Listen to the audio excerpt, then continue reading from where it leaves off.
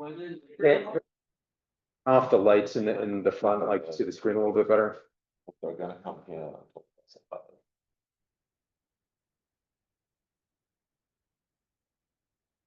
Thank you. Okay, good morning. We're ready to start the Technical Advisory Committee for today, June 30th. I'll turn it over to Ms. Hinkle to do the roll call and determination of a quorum. Okay, Paul Agnello, Here. Jamie Jackson, Matthew Lehane. Here. Bassam Amin. Here. Kathy Coffey. Here. Adam Derrick. Melody Fowler. Here. Amy Garbarini. Kate Gibson. Here. Leon Hughes. Daniel Koenig. Linda Lasuf. Here. Stephen Miner. Will Montgomery. Here. Online. Gotcha. Thanks, Will. Chris Clark. Philip Perella. Rodney White. Mohammed Ben Omar. Here. And Josh Crump. Here. All right, we've got corner. Great. I believe Jamie is coming. She said last week she was coming, so. So if Jamie comes, is she going to be a Fred representative or city representative? On this committee, she is actually the city representative. Okay. Okay. And yourself. I have- a Fred representative, and you have an alternate, I forget to that. Correct. Like. It's on the website. Okay. When people send us a letter, then we put it automatically on the website, so. Sounds good. Okay, so we will go to the approval of the agenda for today. Are there any comments on the agenda? Motion to approve. Is there a second? All in favor? Aye. Any opposed? Okay, the motion passes. This brings us to the consent agenda. I guess, are there any comments to the consent agenda? Which is just the TAC meeting minutes from June 2nd. Hearing none, is there a motion to approve? Is there a second? All in favor? Aye. Any opposed? Okay, the motion passes. This brings us down to public comment. Are there any members of the public who wish to speak online or in person? No one? Okay. This brings us down to number 6.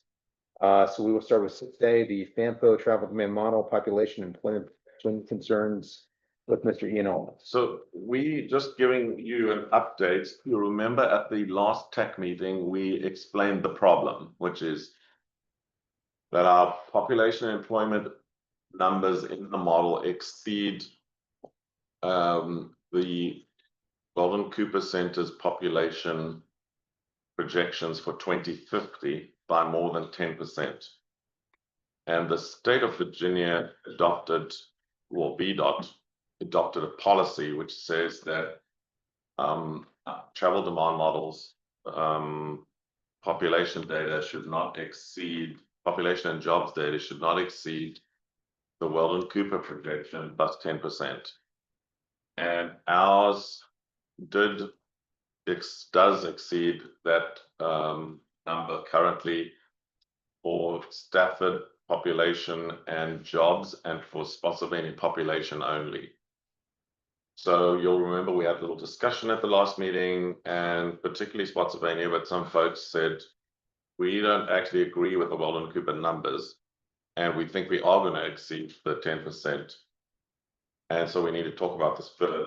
And subsequently, I wasn't at the meeting, but at one of the pipeline studies, there were comments about the fact that we can't use the 2050 projections in our model anymore for pipeline studies because there's some problem.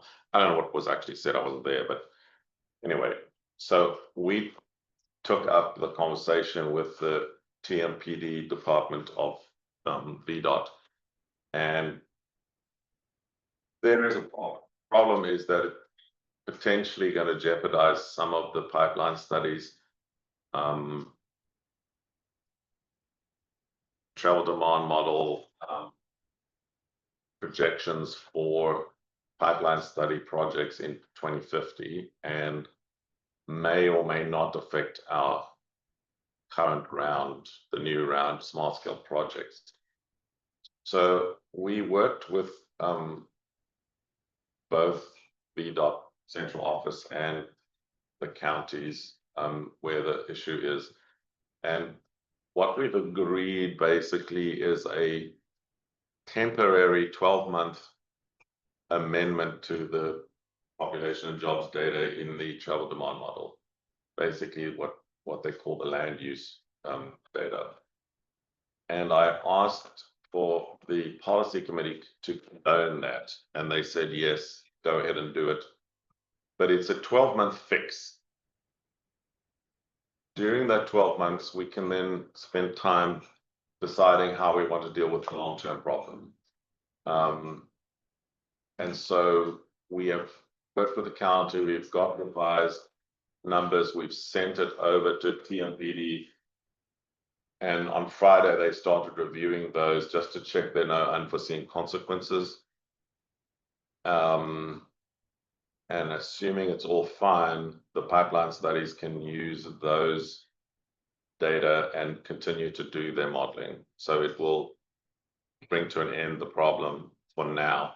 So for this round of pipeline studies and for this round of smart scale projects, we are then good to go. We've also invited the Weldon Cooper Center to come to this TAC and to explain their methodology. How do they get to those numbers? They have also asked me, how did we get to our numbers? And we've traced it back to a decision by the FAMPA Policy Committee in about 2017, which is before my time. And those projections were a collaboration, I believe, Paul, between the jurisdictions staff and FAMPA staff way back leading up to 2017. So it's very long ago, and we don't have a document which explains the process of how we got to those numbers back in 2017. All we have is the policy committee decision here at FAMPA. And I was just chatting informally to Paul before the meeting. A lot of the staff who were in jurisdictions in 2017 and 2016 are no longer with us. So it's very hard to work out how we got to the numbers that we've got to right now. There was a process. I don't know what the process was. So that's where we are, just giving you an update. Anybody got any questions or comments? Yeah, I think that's a good summary. And it's funny, like I think Matthew and I were with FAMPO at that time. My recollection was the jurisdictions gave the control totals and the FAMPO staff, like we kind of, interpolated between what those were. And obviously the census was the basis for it. I know at that time, I don't recall the Weldon Cooper issue with the state coming up as an issue. So I don't know if that's going to be a new concern. But yeah, it's something we need to look at going forward. And I mean, if we can work with Weldon Cooper, maybe there's compromise, maybe there's up some, our number goes down some, but we definitely want to resolve that. I was told that the reason that the state has this policy is to prevent people trying to massage their smart scale applications and things like that, so that you can't, they're trying to keep a level of uniformity across the state, so that if one jurisdiction massively increases the proposed population, you could then show much bigger congestion in the future than might be realistically what is going to happen. Because the travel demand model is a projection of the future. It's our crystal ball. So if you manipulate the crystal ball, you can then manipulate the anticipated congestion, and then you get more points on the congestion metric in smart scale. So that's the concern. The concern by the state is to try and keep anybody from manipulating the process. And that's why they have this policy. I have one clarification as to why it wouldn't have fallen out, is that our model in Weldon Cooper is tracking about the same for 2040. And in 2016, Weldon Cooper was not projecting out. Our model falling out, alignment with Weldon Cooper, particularly in 2045 and 2050, would not be there because Weldon Cooper was not making projections up to that point. And so as Weldon Cooper has basically come to their 2022 projections, Now we're out of alignment, and compared to 2016, they've actually been revising their population projections down. So you see a little bit of a step down from that. So we were in agreement in 2045 with 2016, but we're no longer in agreement in 2045 with the 2022. So in 2045 and 2050, our model projects higher population and jobs numbers than what they're allowing, and therefore obviously higher congestion. But we don't think it's going to have as much an impact on the congestion as what some people might think, because our road network has got what I call the missing links. So there are lots of, if you picture a grid network in your head and then you look at our map, there's lots of places where the grid is just missing. You can't get from A to B. You got to go A, C, D, B, because there's no line there. There's no road there.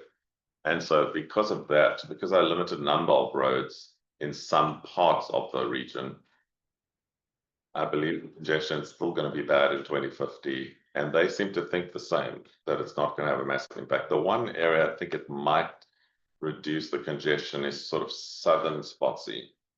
We'll have to wait until they've accepted the numbers, then we can make a new map and compare it with the map we had and see what happens. Weldon Cooper is going to come out with new population numbers in the fall. Did they say they are going to be able to attend these meetings? They are going to attend one of our meetings. I have heard, and I certainly don't know this, but they could amend their information based on some of the information that provide them. Is that correct? Is there some process? They are amending their figures in the fall, with or without us. There's no question. They will only use our information to amend their stuff if we have actual data. And we don't have data going into the model because, as we've just explained, the history is gone unless somebody can find a document that says, oh, this is how we did it.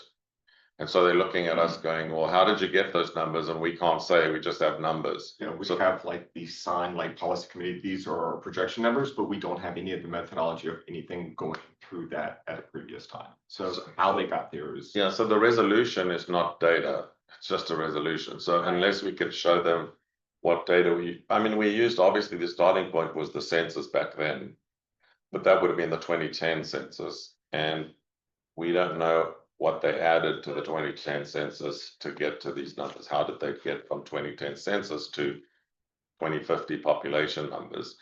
And the Weldon Cooper numbers, as John said, were not available for 2050. However, there's a further complication if you want to dig down further. I mean, this is a technical committee. The further complication is that the Weldon Cooper keeps on revising their number. That's problematic because they don't revise their numbers in line with smart scale or in line with our model has to be updated every 5 years, right? But it's not, that update timeline is set by VDOT, but it's not in sync with smart scale because every model updates in 5 years at a different level. So our model update doesn't sync with smart scale. Weldon Cooper's updates does not sync with smart scale. So it's always going to be messy because what happens if they, after we change this, they come and give us different numbers again, then our model is again going to be over, under, I don't know, we don't know. And they seem to be doing it every year or every other year. And it's a bit unhelpful, frankly. So actually, that is what happened with our model this time around, because this committee, I think, or the working group with the model kind of signed off on their numbers in August 2022. Weldon Cooper updated all their numbers in September of 2020. The month after we've already moved on. And they reduced their projections. And so now our model shot above what it was back then. So now we're not in compliance anymore. It's awkward because I think because we're the fastest, GWRC is the fastest growing region, PDC region in the state of Virginia, I think we're going to keep having this problem. I don't think it's going to go away. And I think we're going to have to find a way to work with the state on what is best practice, because I don't know what best practice is under these circumstances. The three moving targets and they don't align time wise. So what do we do, right? And I'm not sure that, I mean, I think Spotsy definitely would, and maybe others of us also would not necessarily agree with Weldon Cooper's projections because they don't count. They're not sending people out door to door to count numbers. They're taking the last census and what used to be called the ACS data. I don't even know what it's called anymore now, and they're then interpolating that into a future projection using other algorithms, right? So they're not going back to raw data again. The only raw data they're using, as far as I'm aware, well, actually, no, I must not say that. Their starting point is the census data, but then they do use other data to decide on future projections. So they get jobs data somewhere, they get other data that they're using, and that's hopefully what they're going to explain to us when they come here. It's like, what other data are you using, and how do you know that it's going to be higher or lower than what we have now? There's other data, and we don't know what those other data points are, so we can't comment on whether that's good or bad, right? So one of the things that I believe that the jurisdictions looked at back then was things like occupancy certificates being issued and zonings being approved, developments that were coming up and things like that, which I don't think Weldon Cooper is using. But I don't know what other data points they are using, and we'd like to know. So we've invited them, and either one or two of them will come and present to us, and we can ask questions about, can you explain kind of what other data you're using? How do you get to those numbers? I understand that they're going to revise our jurisdiction's numbers up a little bit from their last projection, but it's not going to be enough to get us over the threshold based on our current numbers. So we're revising ours down for the next year, but after 12 months, we need to have a longer term solution in place. For those who attend pipeline studies, we've got approval from the policy committee. We have sent over the new numbers to Ben Manel at the TMPD. He's happy with the totals. So we are now, with the new data, we're now in compliance, but they're just testing it to check that there are no unforeseen circumstances, and then they're going to send it to the local division that administers our model to, add to the model. And he says they're going to do it this week. So this week, it will officially no longer be a problem, and Pipeline can go ahead and use those numbers. The totals certainly do not exceed anymore. There may be some internal, like, weird things, but the totals do not. And we've made sure, if anybody asks, we've made sure that the population and jobs ratio is okay, and we've made sure that the John and Lida and worked on the household numbers to make sure that they're in the same proportion in the TAZ to the population. So it's no good reducing the population and the household number doesn't match. And also the automobile number must match the household number. So we've made sure that those four things are all in alignment. So we don't foresee any problems. But Ben will tell us if they found an error or something. Anyway, so we've got an interim fix. It's already done. It's not going to be done one day. It's already done. Ben just needs to press the yes button sometime this week. And then all of the consultants working on pipeline studies, please tell them fixed. They just need to get the new shape file from Ben Manel, and then we're done. Yeah, fortunately, it's one team of consultants, so it's one, they have different, like, sub teams working on it, But also for the Stafford studies, you can use that shape file. It's done. I was already using the other one. Okay. I don't know which other one you mean. The original. Okay, whatever. I'm just telling you that anybody doing a study in this region, we've got a shape file with all the population and jobs data that meets the standards of VDOT, and you can proceed with your studies. There's no longer a need to hold back or wait. And I don't frankly think that they're going to find a problem because their policy just says the totals have to meet those standards.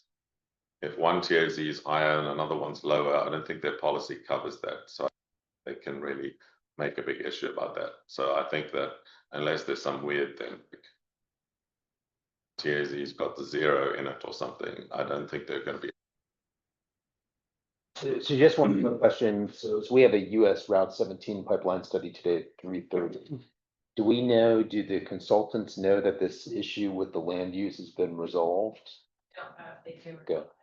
They were also looking at some of the other information that you've shared with them about Right, developments in the area, and I think one of the things that they said was that using some of that data, they arrived at similar numbers, so it was 2 different methodologies. So, we can talk more about, okay. but it didn't seem like they were worried in some ways, because I think they found other ways to still be able to forecast to some of those. And see that, but that's some information we can certainly share with them. Do you know if Chad Tucker was in the conversations with Ben at all about some of those updates? Okay. I will see that. I specifically requested Ben to inform the pipeline study people this week that he has the fix, and he said that he's happy to do that. The one point I just want to make from a policy perspective is that there is no smart scale application which is allowed to project congestion in 2050 or 2045 anyway. So for the pipeline study, you project out to 2050 because you want to see what the future is going to look like. But your actual smart scale application may not refer to those numbers. It's only 7 years out. So 2033-ish is how far you're allowed to project. And we were always in compliance out to 2040. The thing that I want to say about that is that there's different things that are using some of those projections. So the scoring absolutely agree with them. When we do designs, we usually look at the add date plus 22 years. So for some of these future projects, now we're starting to get out into that time frame. So as far as what the improvements required to meet the needs of that, so how long are the turn lanes going to need to be, how many? So those, it matters, but in a different way and for a different purpose. Okay. So I think there's still value in having something that we feel like is a good, realistic thing, because the other thing that we don't want is we don't want to project too high and then have the improvements need to be too much because they're going to cost that much more, and then it's good. So it really, I think, is trying to find that good sweet spot of making sure the rest of that this is a fast growing area. And trying to put in place the improvements that are going to meet future, because we don't want to go back to same places that we. Get it. But there's different horizons that we look at for things, and we kind of run into that a lot with studies. In the design year, so that is a different thing on the actual plan. So we're trying to find what the improvements. I get it. I understand. So anyway, the long and the short of it is, does everybody understand what we've done? And does anybody have any question or concern? We gave you half the story of the last TAC, and the chairman just said we should circle back and just close that loop and make sure everybody knows what we've done and why we've done it. And the path forward is, Weldon Cooper, please come help us understand how you get to your numbers so that we can understand if we can live with that, or if we don't like that, maybe we need to see if we can work with the state on a compromise, but that's TBD. So we've invited them to August, but the person that we've invited is the person who does the near-term projections, and the person who does the long-term projections, which is where the problem occurs, may or may not be available for the August meeting. So I'm waiting to hear whether she's also able to come. But certainly very soon. And then we've got until after Smart Scale, this new round of Smart Scale, to come up with whatever our long-term plan is. And I think the more we communicate with TMPD and the more we communicate with the Weldon Cooper and with each other, the more likely we are to find this some kind of satisfactory position coming out of it. But the fix will be in place by the end of the week. It's done. There's no any possible thing that I can imagine that they would find that doesn't work for them would be a very small tweak, because the big picture, all the numbers add up. To John and Lida, and thanks to Matthew and Paul for working so quickly to get it done, because we needed to do it quickly to make sure that we didn't get ongoing issues with our pipeline studies and our small scale applications. Frankly, I think that we are going to get faster growth than what Weldon Cooper is currently projecting, but we have to be able to demonstrate that from data sources and facts. Otherwise, we're going to have to accept this going forward. And I think that's the gray area that we need to work on. So just to follow up on the question that Kathy asked with when Weldon Cooper might come here, Yes. should we just shoot for maybe like September if that was I mean, there's nothing time sensitive that would happen with them in August, No. right?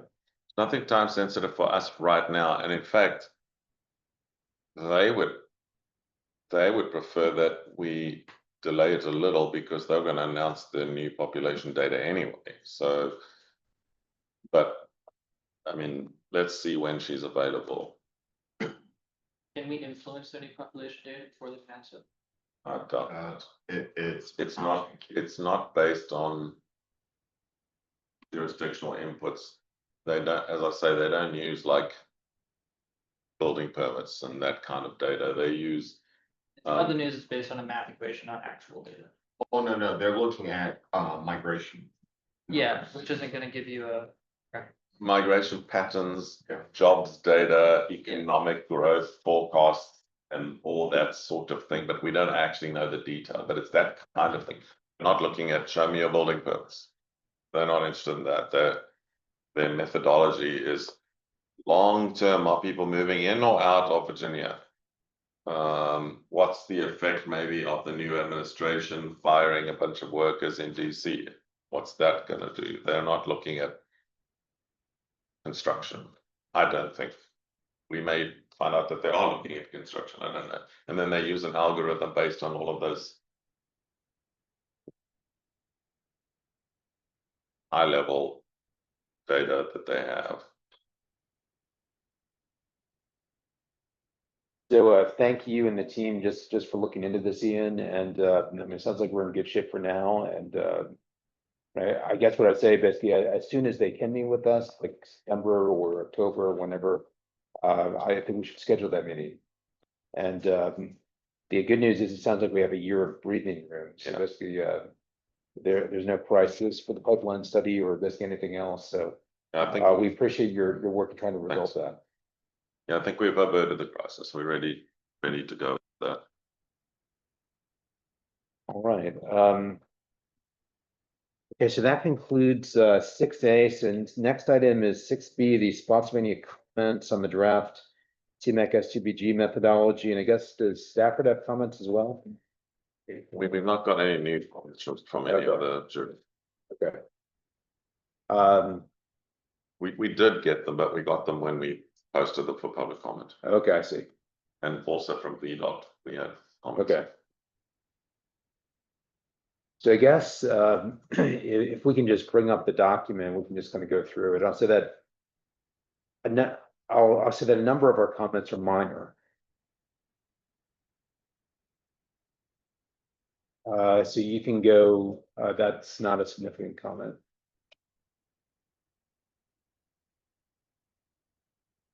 So I think that was the first one. I think this is a minor comment. We just thought maybe March would make more sense than April. The only thing I would say about that is that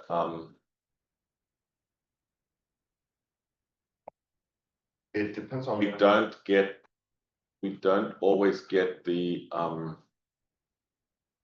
VDOT numbers on CMAC and SDGB until the last week of March, and by then the the March TAC is already over by 3 weeks.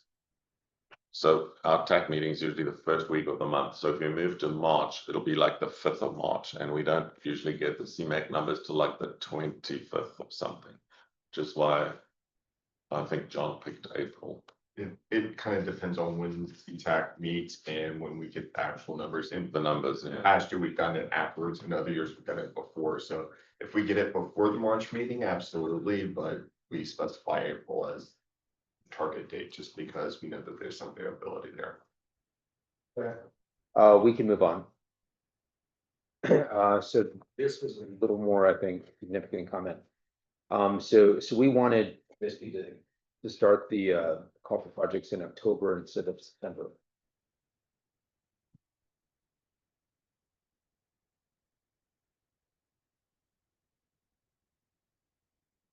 I don't have a view.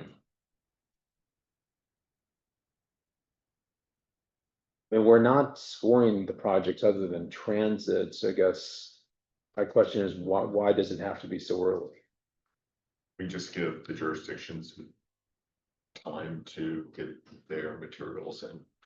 So like this wouldn't impact Fampo's timeline because we still have the end of the call in November, so it's a question of when do you want to have it open and available? So the submissions are only by the end of the November. Is that what that timeline says? Yes. So the start of the call for projects is less important than the date by which you have to send it in. So if you want to delay the start to October, I don't think that makes any difference really. The one that matters is the November. If they come in by November, you've met the deadline. Well, I guess that's question two, like, why do we have to finish by the end of November?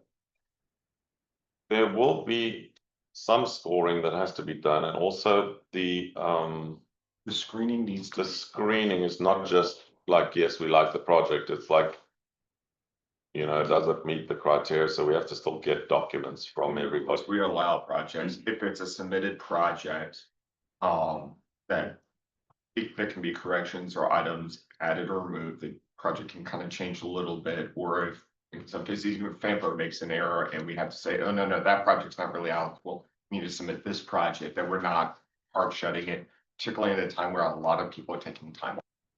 So normally we use these, between Thanksgiving and the winter holidays to be able to reach out to jurisdictions and make any changes within that time period before we kind of go full start on the projects in January for scoring or anything else. So essentially, I mean, I'm happy to delay the call for projects to October. I don't care because that's not the significant date. It doesn't actually matter. It's when do the submissions close that matters. And I guess the hope is that it comes in before the big holiday period. I think that's why we didn't do it in December, because there's lots of, like, after Thanksgiving, you start, you know, taking Jurisdiction has to go back to their board with their board's calendars, like if there are any changes.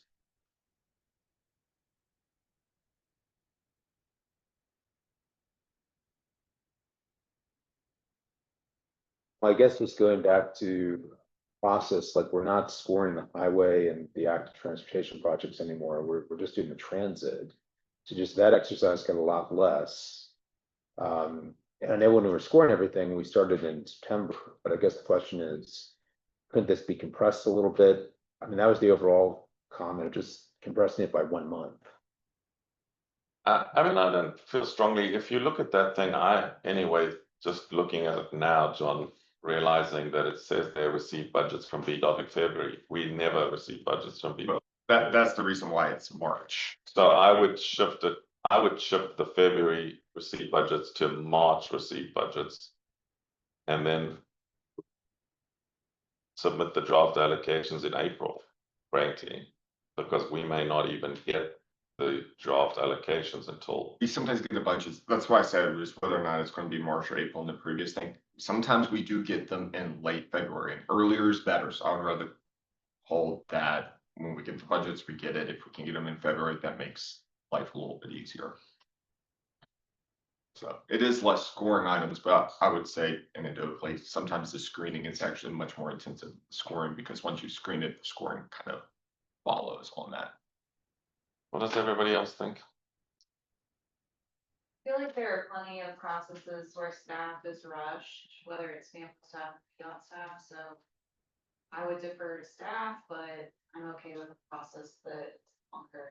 So I do things thoroughly and have plenty of time for that.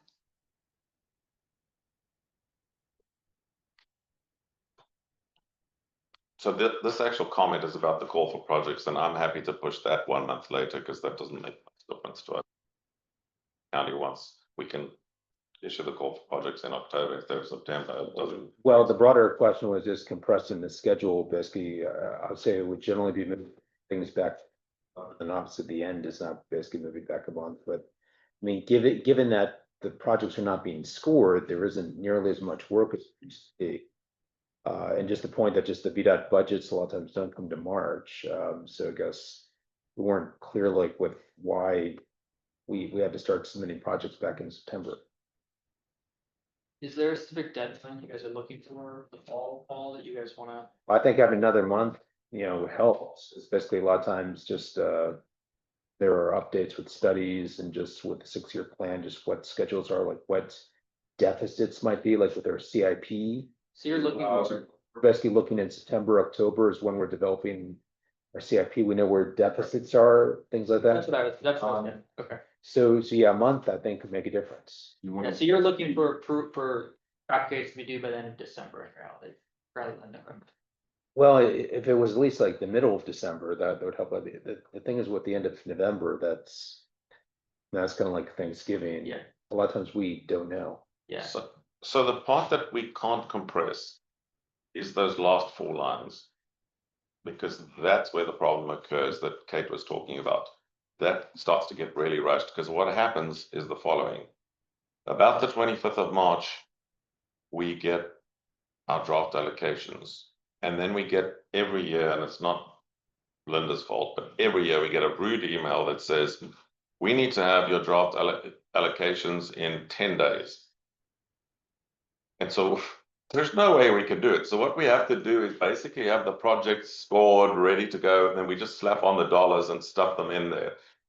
But what we do have to also do is give you draft allocations, and then you have to come back with, these are the amounts we want to put on this roadway, and these are the amounts we want to put on that bike path.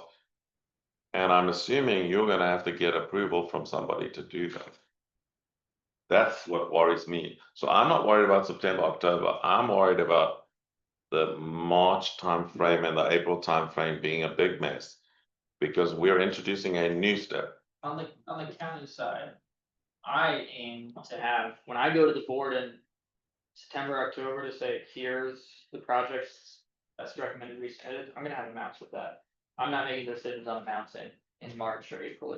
So will other jurisdictions do that as well? Because that's where, It might change a little bit. that's where we're gonna have a problem, is that if you have to, oh no, our board only meets in a month's time and we have to get a resolution.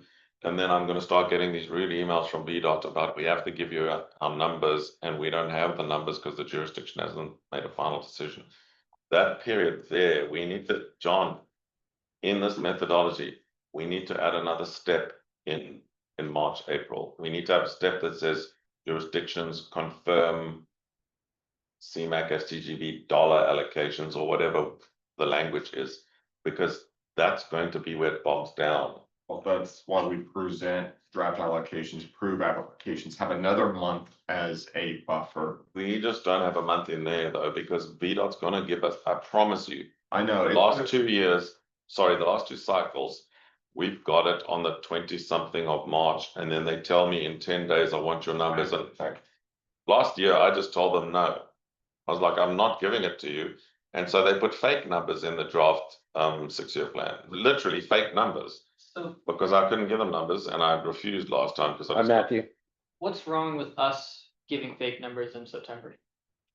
Ourselves, we have a projection, right? We can say, All for projects opens in September. Right. Really, dates that we're concerned with the deadline. Yeah, what I would November. like- November is the month you What I would like to see in September when the call for projects happens is here's how much Banpo thinks we could have in funding. And we could easily just say, assume no 2% increase, whatever it is, just assume the same numbers as prior year. So that the jurisdictions and the boards have an idea of how much money we could have. Obviously, understanding if the sky falls out and we lose some money, with happened last year, it is what it is, we change, we know what we're doing. So that when I go to my board, I say, Fampo thinks we might have this much, this is the amount that staff is working with to allocate.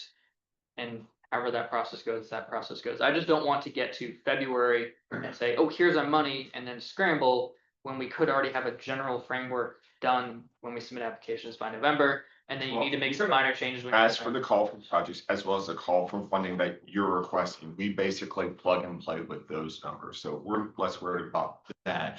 Our thing would be is that if there is a major difference. Yeah. If we have a percentage of, you have 3 projects, it's 60, 30, 10. Good, we can run with that. So if it changes, we can just say, hey, it's 60, 30. If you say, if more funding, maybe project 4 sneaks in, then we can hopefully do that. But again, that's going to be a little bit more difficult with the current methodology since it's a percentage allocation. No, I don't think there'll be major issues. If the sky falls out, we'll figure it out. Yeah. Meet and make. And just one quick add to what basically Matthew said. So with Penn and Hampton Roads, my understanding is that's what they do. They assume basically the previous year allocations for the next year. So I think we should do the same thing. It's gonna lack growth. So let's do the following. I'm gonna make a compromise just to move the conversation along. Can we get the transit projects in November and have the roadway and bike ped projects by the 15th of December? Would that work? Yeah, that would be better. And then I'm gonna ask John to insert a line in that April timeframe, which says final jurisdictional dollar allocations or whatever, so that we have got a line item there which alerts you all to say, hey, you need to talk to your board about the final dollar allocations because we will not be able to delay that again. So that'll be in April. So we can get draft allocations in November, December, and then final allocations in April once VDOT's actually given us the number by the end of March. Because I think that's what's going to happen in practice. My question is, If we get it earlier, great. But I think that we can't get it any later than April. The final dollar amounts you want to put on your projects. my question is, what happens if we have a project that is screened out? In the process, we have a December deadline, which granted, if it's December 15th, it's not going to really be addressed until January. What do we do that? Because now we're in an issue where we're in January and we have to either swap or dismiss a project. An important point. However, I think that we have that problem now anyway. So I don't think that it's a new problem. I think it is a problem.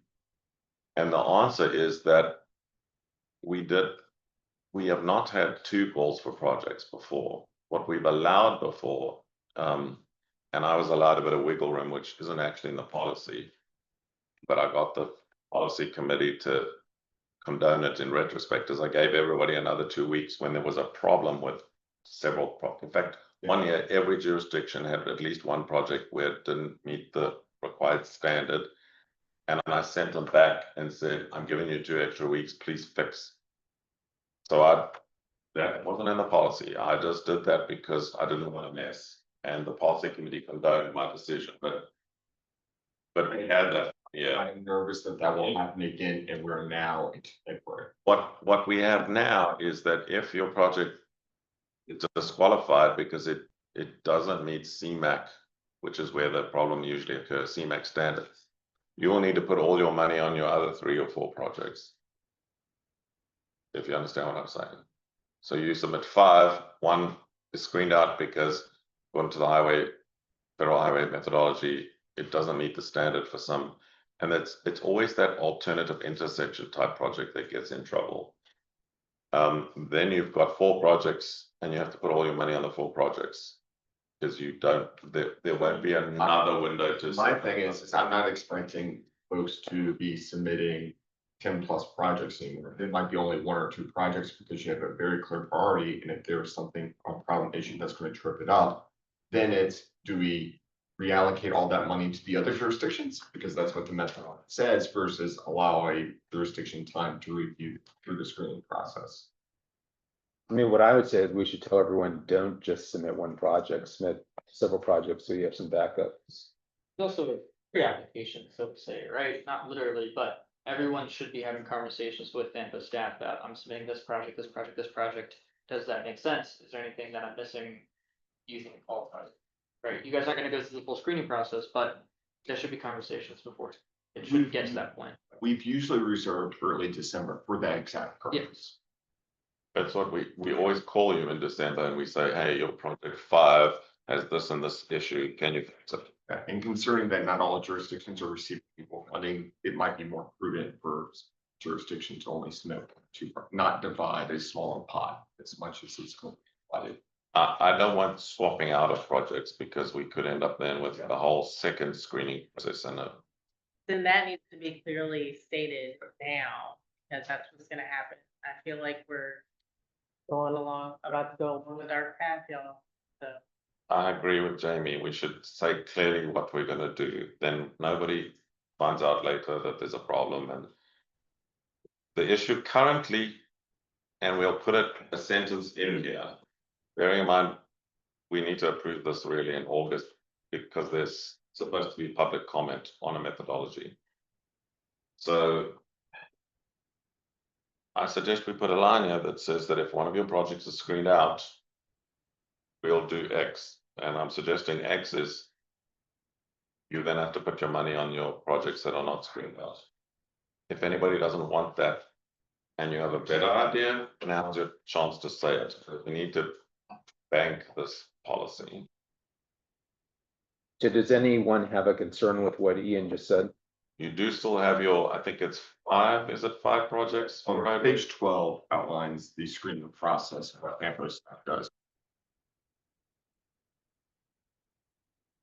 How Isn't many? it still 5 and 5, 5 for S2BG and 5 for CMAX-CR? Yeah, so you still have 10 projects and honestly, if you can't find 9 of them that are really good, that would be a surprise. In fact, my guess is, and I don't know, of course, but my guess is that because you now know the funding system, you probably submit less projects than 10. With guaranteed smart scale funding, that's what Okay. That'd be nice. So I guess, So we will screen a project out if we have to, obviously only if it fails to meet a federal guideline. But then you have one less project. Yes? Yes? John, let's put a sentence in there that just over clarifies that. so that I'm okay with that. Did anyone have any concerns about that? Yeah.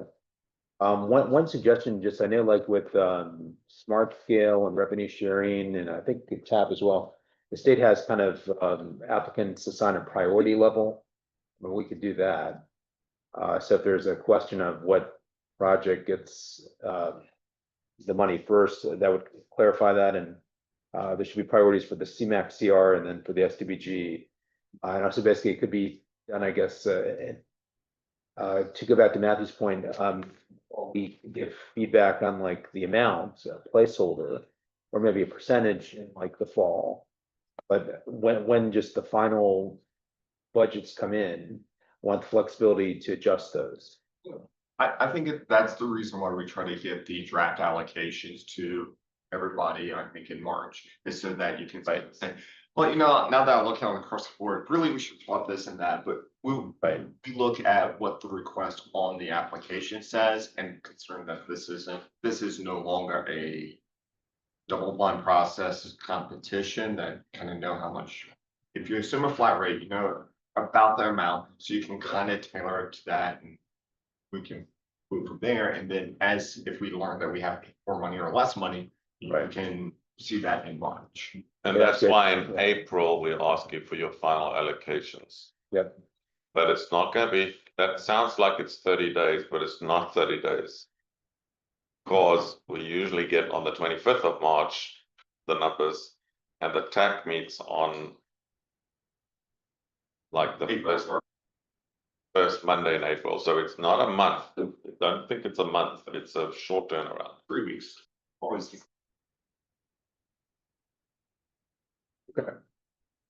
Let's move on if there are no other questions on that. So we had just kind of two comments on 2.4 that were minor. The first one was basically if there'd be a simpler process for existing projects. So it wouldn't be like a new project where we'd have to submit everything from scratch. I mean, Can I just clarify? Are you talking about a project that is currently in the CMAC or SDGB list and you Yes. want to put more money on it? Yes. And move money off of one of your other projects. if you're just coming back to the pop. I guess, however, we're trying to kind of move.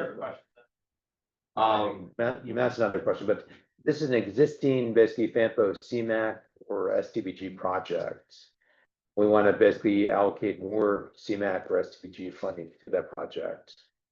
There a simpler application process for an existing project versus a brand new project. I mean, I would still request the application form, like if all the engineering and cost estimates are the same, you can keep that.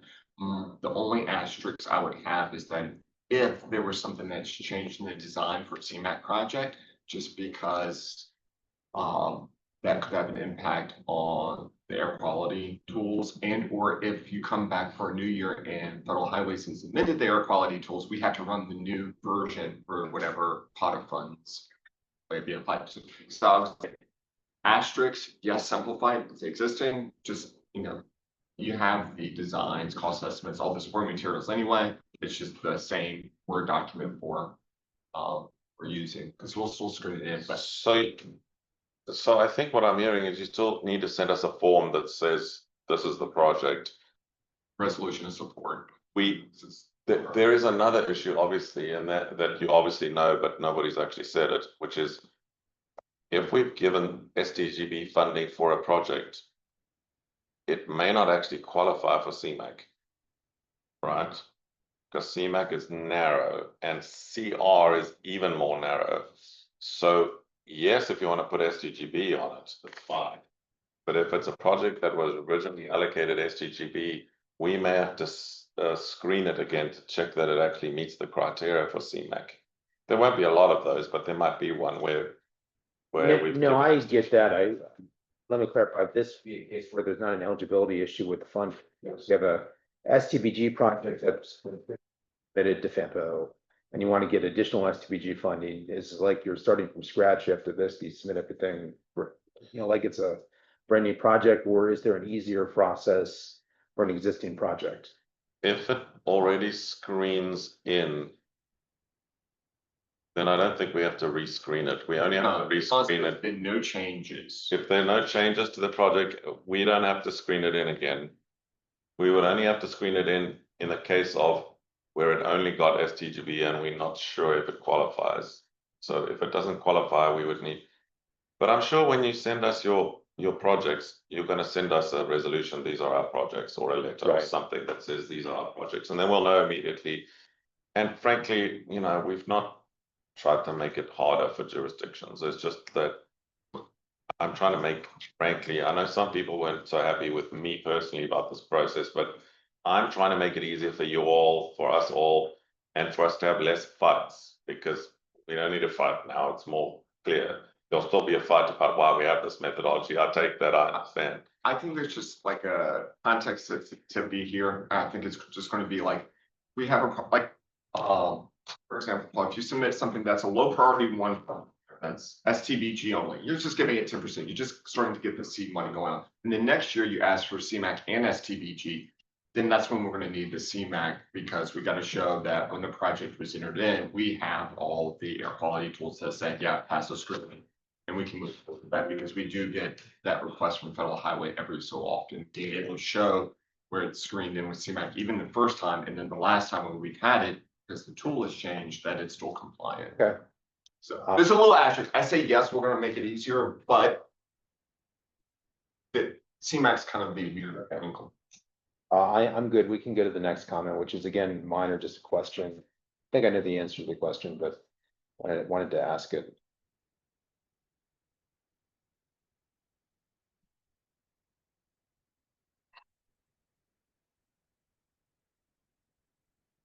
What's the question? Oh, actually, this is kind of getting back into the truncating the call for projects, is that in our methodology, we say that there is at least going to be a 10-week window where the call for projects is open. That won't be artificially truncated to 2 weeks or whatnot, so. So do we have to basically run the CMAC kind of screening tool for CMAC projects? What percentage would be for the increase? Is there any sort of percentage? I'm sorry, I don't understand the question, so. Wanted to increase the project that you submitted, you want to increase the amount of funds. Is there any percentage that is the minimum, maximum? I don't think. There won't be going forward because we no longer tell you how much of your money to put on which projects. We just tell you this is your money and then you put it wherever you want it, provided it qualifies. It must screen in, but once it's screened in, I don't. My thing is, for example, Paul, if like the South Point project needs more funding in CMAC and STG and everything. At that point in time, you're asking to cover costs or increase for a whole project. I just say, just let us know, like, just put in the application, this is how much we're requesting, and we there. Versus if you come back to us with the I-95 widening now with CMAC, we have to run those numbers. Correct. So, Okay, we can go to the next page. So the first one was minor. This was just, seemed like, BPRA, which is a new state agency, should be on the list. Actually, I've thought about this because I read through the comments from Spotsy, and frankly, in theory, I agree it should. In practice, I would say no, and here's the reason. We reached out to them 3 times and asked them if they would like to be added to our committees and if they would send us a representative, and twice I got no answer, and the one time I got an answer, and the answer was, we're still the word finding staff. We're still locating our full complement of staff. We don't have enough people to cover all of the MPOs that are affected across the state. So we'll let you know when we're ready to do that. The answer to this is yes, I think we should, but I'm not going to do it until they've actually got someone who can be part of us, because otherwise we just create fake positions and fake representatives. And BPRA doesn't submit requests for funding. What has happened is BRE. BRE, are you still on the line? Yep, I'm here. So help me with the upgrades to the rail line. Are you as BRE the one who applies to us for the CMAC for those upgrades, or do we potentially think that the Virginia Passenger Rail Authority is going to apply to us for CMAC funding? I am going to have to get back to you on that. That I'm not aware of. As you know, Manassas. there's not a lot of money. The transit amount is now fixed in the system, and it's not going to be a lot of money anyway. Right. my question would be, is BPRA a public transit provider? No, That would be No. my asterisk. they're an infrastructure entity. Let's leave it as this. Until they. Fine with that. Again, I was just asking the question. Yeah, if they come back to us, we can amend it through a small amendment. So there's one other comment here in the same sentence. So this is the issue. So FAMPO can't be a recipient since it's not its own fiscal.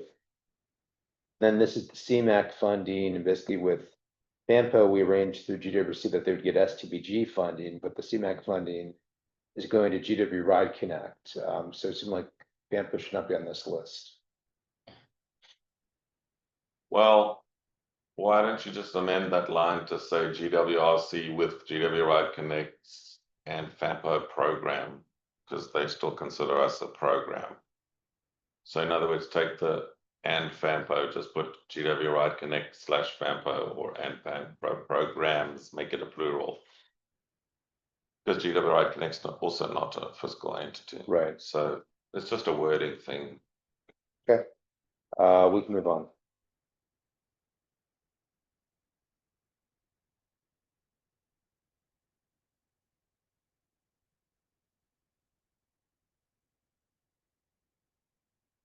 Okay, so we're basically 3, 2, 1. So the overview comment, it seems like it'd be better to have like one table for the STBG, another one for the CMAC CR, since there's some differences between the two. And what about HIP and other things that come along that we don't know? Well, the two major funding sources that we think are, more kind of here to stay are the STBG and the CMAC. And we grouped the CR with the CMAC, and I think the HIP. with the Wait. STBG. Since we're bringing, the FAMPO as a program under the GWC, then it's just dropping FAMPO and then the, differences between CMAC and STBG are corrected already, because GWRC, FAMPO as a program, or GW Reconnect as a program, so that there's only one regional planning organization representative, and then there will be no differences in the eligibility to different funding. Well, there is that Stafford TMA set aside that's STBG, but it's not the CMAC. So clarifying question. Is this meant to say who's eligible, which is different from the methodology of how different agencies are allocated funds between CMAC and STBG? Like eligibility wouldn't change over time, but we could always change what source of funds different entities can receive. We actually went through this previously and had an argument about it, this group around this table. And it's because there's a difference between what's federally eligible and what we as an organization are prepared to give money to. Those aren't the same, because the federal government has some additional people who qualify, and we don't regard them as ones that we would give money to. So and I can't recall now with this methodology, but we used to have two lists. At the screening in level, we included everybody that the federal government said would screen in. But then at the funding allocation level, we only had a short list, which was the ones that we give money to. And so I'm not sure if that is still in the document, because I'm not clear on the. I mean, you have a separate section about allocation and distribution, which clearly says the Ragneck gets CMAC funds, look at SCBG funds.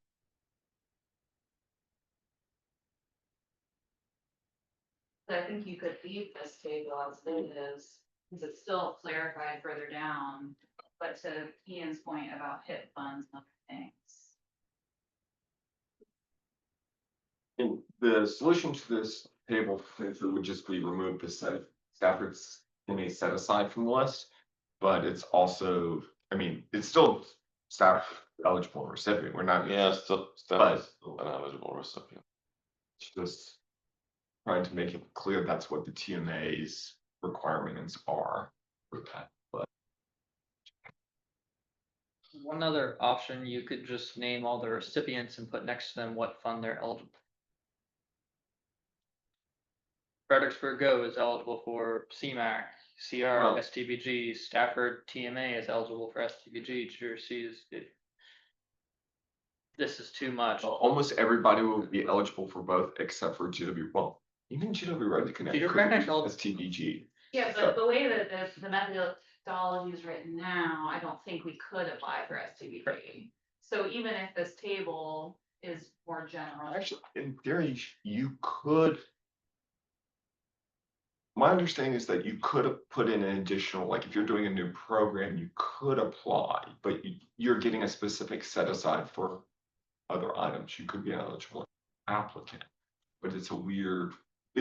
So we're going around the same tree again that we went around 2 years ago, and the thing is that they're two different categories. There's who is generally eligible, that is a category, and that's very broad.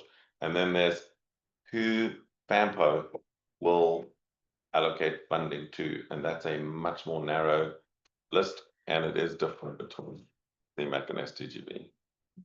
Yeah, so the comment I was making just with this was to have a different table for the CMAC versus the STBG. There's also the issue, I completely agree with what Kate said and Ian said, that there's also the issue of who's eligible and then who can actually apply. But I thought that that could be addressed at some point later in this methodology. I mean, This kind of just wanted to have, clean kind of who's eligible for STBG, and we can include HIPAA with that. Who's eligible for the CMAC, and we group the CR with that. yeah, these are eligible recipients of the dollars, not the projects in this table. So it would be whoever if you separate them, then funding swap. I kind of feel like we're gonna waste a lot of time doing it the way we've done it, because clearly 2 years ago we had a big argument because people weren't clear, and now we're gonna do it again.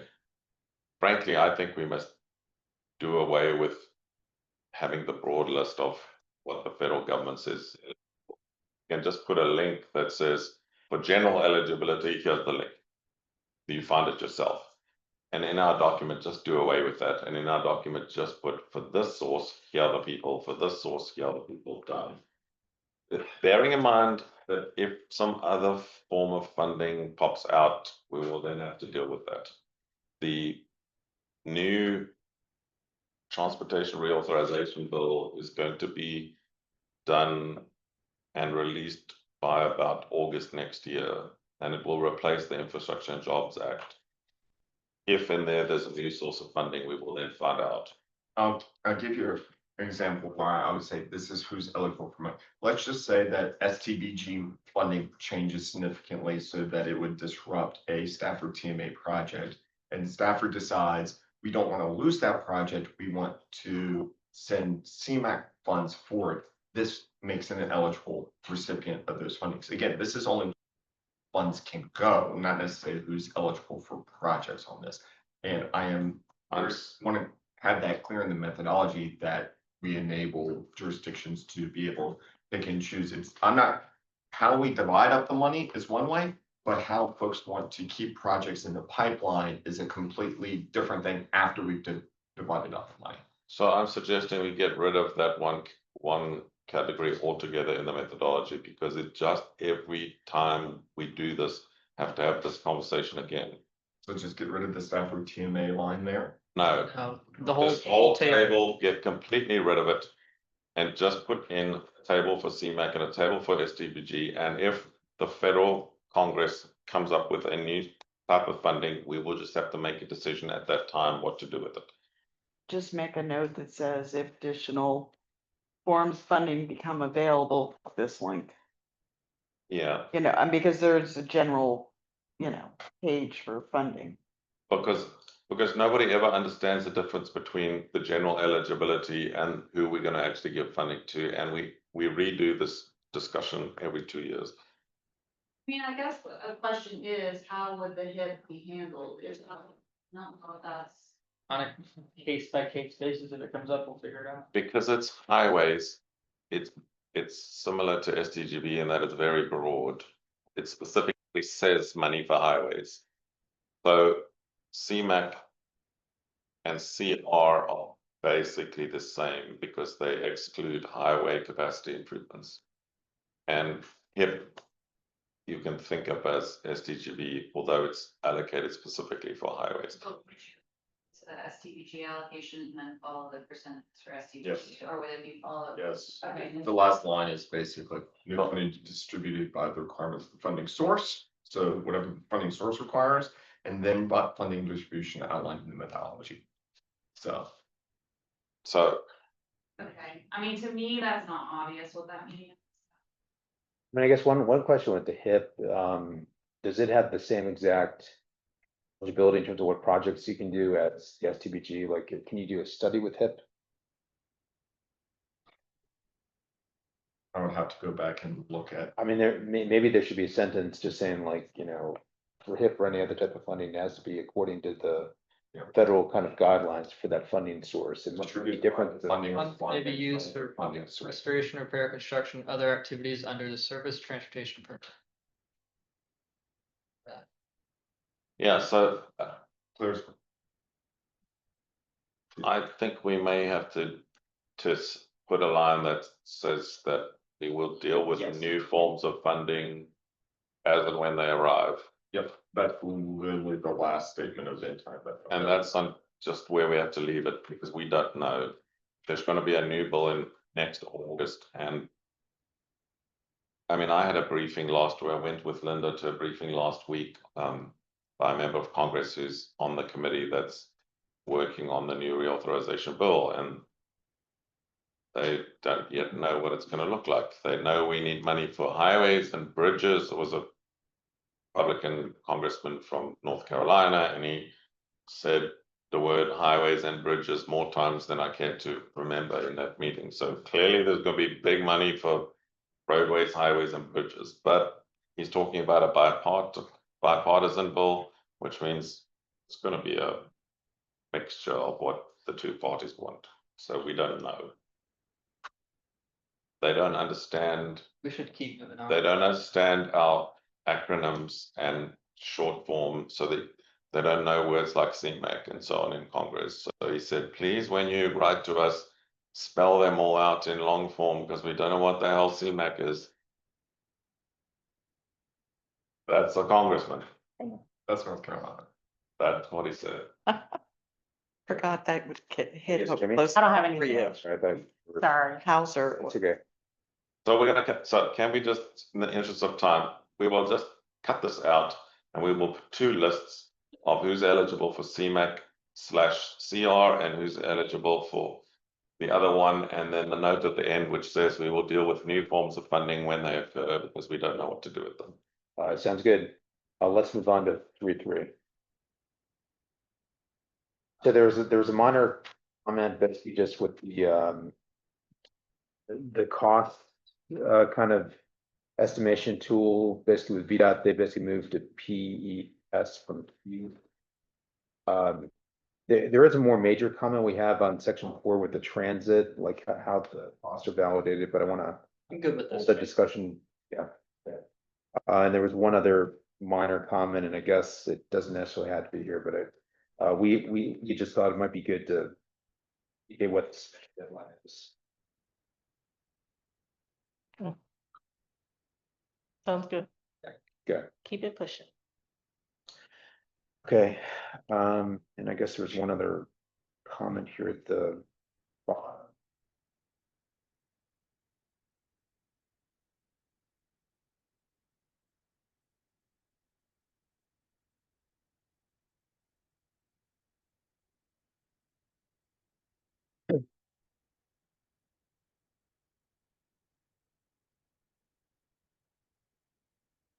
So we're on the transit comments, a little bit further up, right, or now? Yeah, well, this is kind of going into the transit comment, but I just said with the transit comment, like an issue that happened with the last round was that the cube tool at that time basically doesn't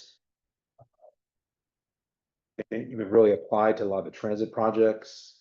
I know like with bus costs and I think like operating costs, it wasn't possible to validate it in that. So that was an issue. If it doesn't, so I say they going forward with the changes we made. This just impacts the transit providers. It doesn't impact the localities, but it seems like that is something that we should maybe try to rectify. What the cost entities is normally state contract, like you usually have, Mhm. so you normally have those for most of it. I think it gets a little bit more. So that works for capital, but it doesn't work for like operating. Or like CMAC. You have like operating costs for a new basically bus line.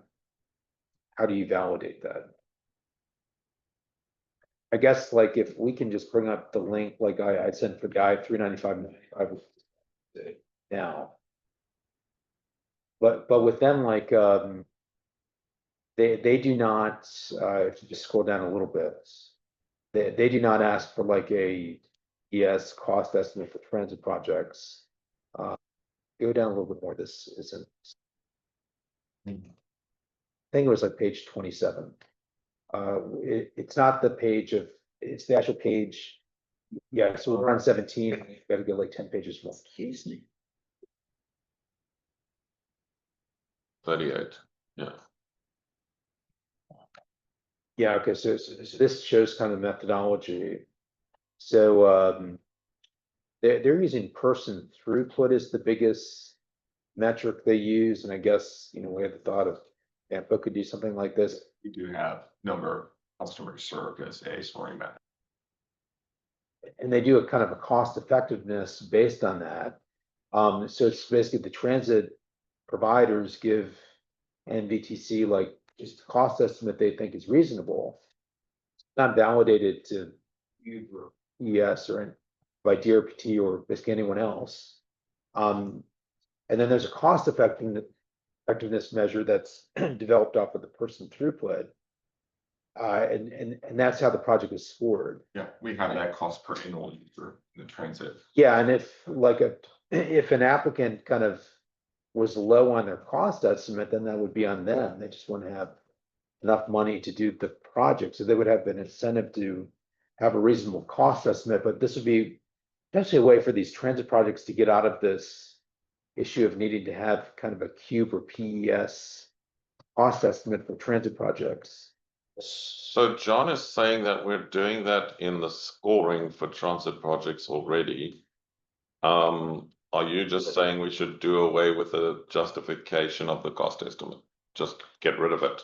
Because it's on. Well, the when we issues with divide the it through. eligibility, we're kind of applying this to all projects, including transit, which highway and the bike ped I get. But the transit are kind of like an outlier. They don't really fit. Go well back to into our that. methodology. So this text says what? You wanna scroll up a little bit? Yeah. I think it's mentioned also like down in 4. I mean, I think this is the first So place we're gonna hit on this. So effectively what you're suggesting is that we just, It's the very last comment. I think it's the one at the bottom paragraph is the one. Yeah, that's the one about. yeah, so what I'm trying to do is to come with a practical answer, not look at the question again. I want to look at that line that's just about off the screen, total project cost. Supporting documentation. So that sentence, we do have to have the total project costs. The issue here is about CEWP and other B.FAMPO cost estimation tools. What you're saying is we must just delete everything after the word documentation. And then it's up to the applicant to decide how to do the cost estimate, because when we do the cost benefit analysis, dividing by the throughput of ridership or whatever, it's on the applicant as to whether that is a cost estimate that is too high, because then it'll push their cost benefit analysis in the wrong direction. That's your basic concept. so that's correct for the transit. For like the highway and the active transportation, maybe we still need to have something like that, but that's kind of in the VDOT cost estimation. Whereas the transit is not. I would. So let's So it's a different approach for amend that transit. sentence. How do we amend that sentence there to fix it? The total project cost with supporting documentation in CEWB and B.FAMPO provided cost estimation tool. I don't see the sentence. We need to provide a total project cost. You know, How do you do that for a transit operator? how was it done for this transit operating projects? We utilize our national transit database, so that number can be validated. Right, and DR EDOT/FAMPO approved use of that. And DRPT has FDA the does, option yeah. to step I in mean, and say, when- that's yeah, not it was requested. We yeah. Send it back. So the only thing you need to change in the sentence is to say total project costs with supporting documentation in PES or the VDOT/FAMPO/FTA provided cost estimation tool. And the FTA tool would include the one that you just. Our cost, it should include our cost per operating, or our cost per operating hour, cost per revenue hour. Yeah. Doesn't include our total cost though. It only includes our So cost. I thought the issue. Should be okay. So capital, like transit capital is covered by that, but my thought.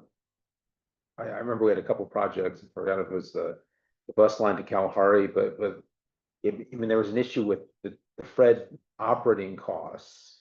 That couldn't be validated using like a state kind of method. It can't be validated with a state method, but, because there's no Validate- DRPT. Okay, We can use a cost per revenue hour that establishes the cost per revenue hour, but that may not include the total cost of the project because it doesn't include staff time. mean, how do you validate like a transit operating project using, any kind of state tool that's There available? is no state tool for that. It would, There's only a federal tool. yeah. Would be the cost per revenue hour, which would validate the actual cost of the project, but wouldn't include all the administrative costs that go with it. So you can validate the physical cost of the project, just not the total. So a portion of the cost. Do you think if it includes FTA, you're covered? Yeah, we can provide you a number that includes the cost per revenue hour. Okay. I'm pretty sure. We'll verify that. So we will amend those two, the one line and the bullet points to say the PEL and other VDOT FAMPO provide cost estimation tool or federal transit administration tools. And then below, we'll just add also that federal one. If I could just add, so the PES doesn't do anything for estimating, it's just a way to summarize what different things are. So I think you could still potentially use it to say the design cost would be X, if there's right of way is Y, and construction is Z. And it's just a thing to summarize, so even if it's a normal like roadway project and you're adding a turn lane or something, we still want and need the supporting information that is how you arrive at whatever the numbers are in that sheet. So the sheet is supposed to help to summarize things, to put it in kind of a uniform format for, any of the projects in any areas. And then, but you still, whatever project it is, we need to know what is driving the cost and how you arrive at those things. So it's really just a summary and a way that that's all kind of housed. So you still want us to use the tool even for a transit I don't project? know that I care one way or another about if it has a project, whether or not it has a PES. What I'm more concerned about is that if Matthew has a roadway project that he wants to, do, and he just gives us the PES, that doesn't mean anything. Like it gives things a value. So I hopefully, if I understand this correctly, I can short circuit that whole discussion because for FAMPO's allocation of CMAC STGB money for a roadway project, we no longer have a competitive scoring process between jurisdictions and between projects because we are no longer allocating a score anymore. So that problem occurs when we do the constrained long-range plan. That's an issue, and it is an issue when we submit a smart-scale project. But it's not an issue if we give $500,000 of SDGB to a roadway project here because we have already allocated by formula the money to a jurisdiction, and which project they put that money on is not dependent on how much the project costs. An issue that when it goes into our main systems, Donna and I are charged with reviewing all of the information. And we have an INIM that says we need to review what that cost estimate is and where that came from. So all I'm given is a number for PE right of way construction and some words to say what the project is. We have to do data verification to be able to say, yes, this seems reasonable that this thing could be built for this much money.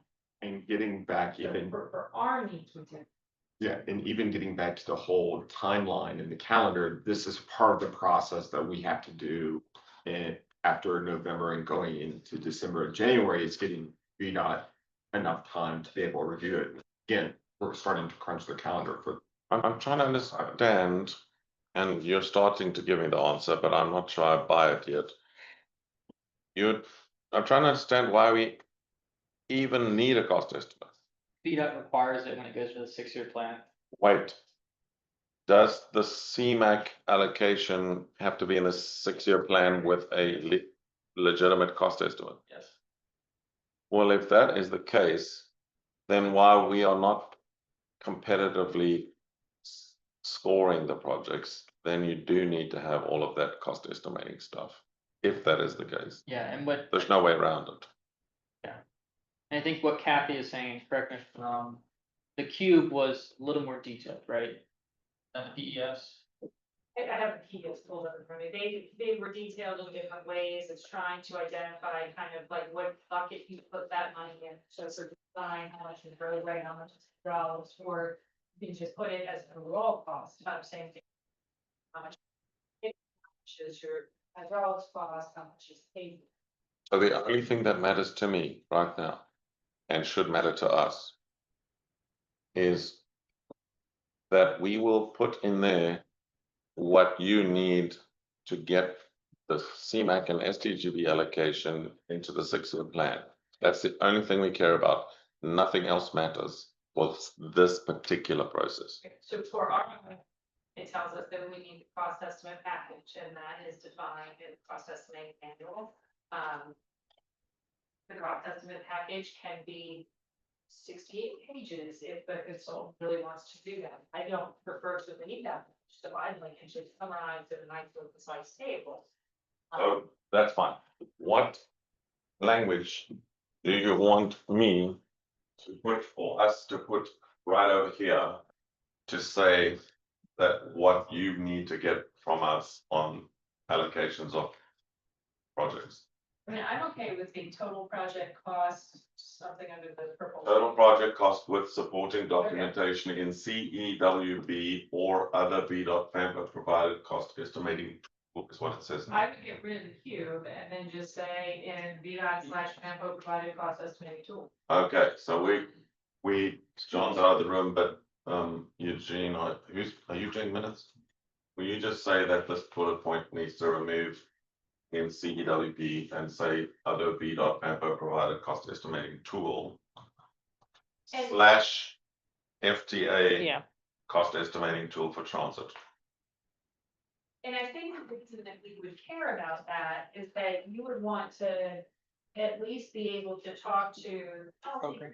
For example, That's to the let them program. know, yes, That's the you're program. allocating 1.2 million to this project. Well, the project is estimated at or things like 700 million or something. Like it's important for them to know if it comes close to fully funding the project or not. So I think there's value in having that. And so the idea being that we just want to be able to review information to understand what that cost estimate is and idea of how. And each year when you do this, you will tell us what the current cost estimating tool is that the applicants must use. So John, we're just taking out the name of the tool so that if from year to year VDOT changes to a different tool, they will tell us for this year for CMAC, you need to use tool X. I would even say, you could say cost estimation guidance instead of tool, because some of it might be, like I said, that cost estimate package that comes from annual. Tool slash guidance, Yeah. because you're gonna tell us whatever it is. That makes a lot of sense. But you need to do it before the call for projects. Yes. Right. VDOT will need to tell us in writing, and we will send it out with a call for projects to all the jurisdictions. VDOT wants the cost estimate in this format. Done. So email us when you need that. We'll get that ready with you. So with our comments, October this year. we can go down to like page 18 because we covered basically number 4, with the transit. Stop, yeah. Okay, so at the top, there was kind of a minor comment with just clarifying that instead of when projects are completed, when projects are basically closed out or near to be close to being closed out, there's a distinction that a lot of times a project will be physically completed. The process of closing it out could take several months after that. I Linda, support this change. Linda, what language will work for you? Because you often are the one who comes back and says it's closed or it's not closed, or is there still money, or there what? Is closed out gonna work for you? Or do you want to use Project. closed up? Yeah, that's fine. Donna is the one who handles Donna. monies. So, and she's the one who's responsible for closing out the projects. So we must change the language to say when it's closed out. Nearing closeout was. Either way, work. Okay. So fine. Don't see a significant We'll send it difference. as a- And then the next comment was basically requesting that VDOT provide this information to the TAC in February. My question was, is VDOT okay with that? Please move down. Okay, thank you. It was the second one. Oh, there. Yeah, That that, one. So this is kind of getting back into when we kind of know our funding sources and streams. We might know a project like the VRE like Brook Station, other things where we know it's coming back in, but it's not officially told to us yet, then we actually get a heads up, and then when it hits, it's not a surprise, so. VDOT, I think we're good with it. VDOT said they're good with it, so. Okay. So that 2A comment, we just thought it should apply to all funding sources, and not just CMAC.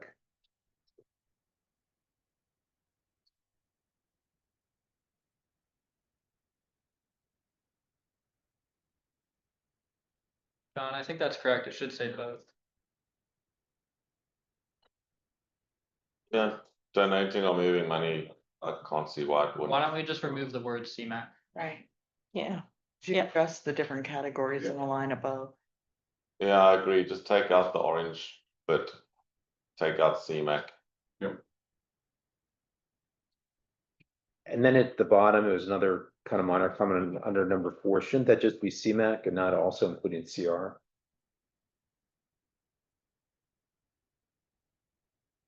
I mean, the fundings are essentially one and the same. Do you guys have an issue with it stating CR? Gives a little bit more maneuver. Well, the issue is the CR might go away. I think the CMAC is one that is here to stay, and that's what I thought we had predicated the GW Ride Connect's funding was off of the CMAC, not off of the CR. The CR might go away in a year. Yeah, that's why it's CMAC/CR.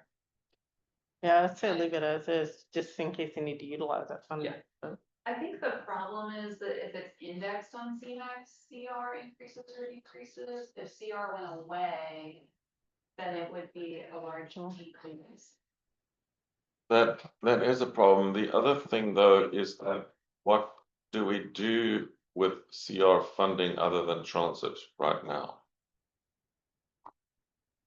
I'd keep this as is and just state to her point, it's indexed on CMAC, not CR. Agreed. So you guys could give us CR funding if that was necessary to make all the numbers balance, but that the increase or decrease would only be indexed on CMAX. Yeah. I would be fine with that. I'm good with that.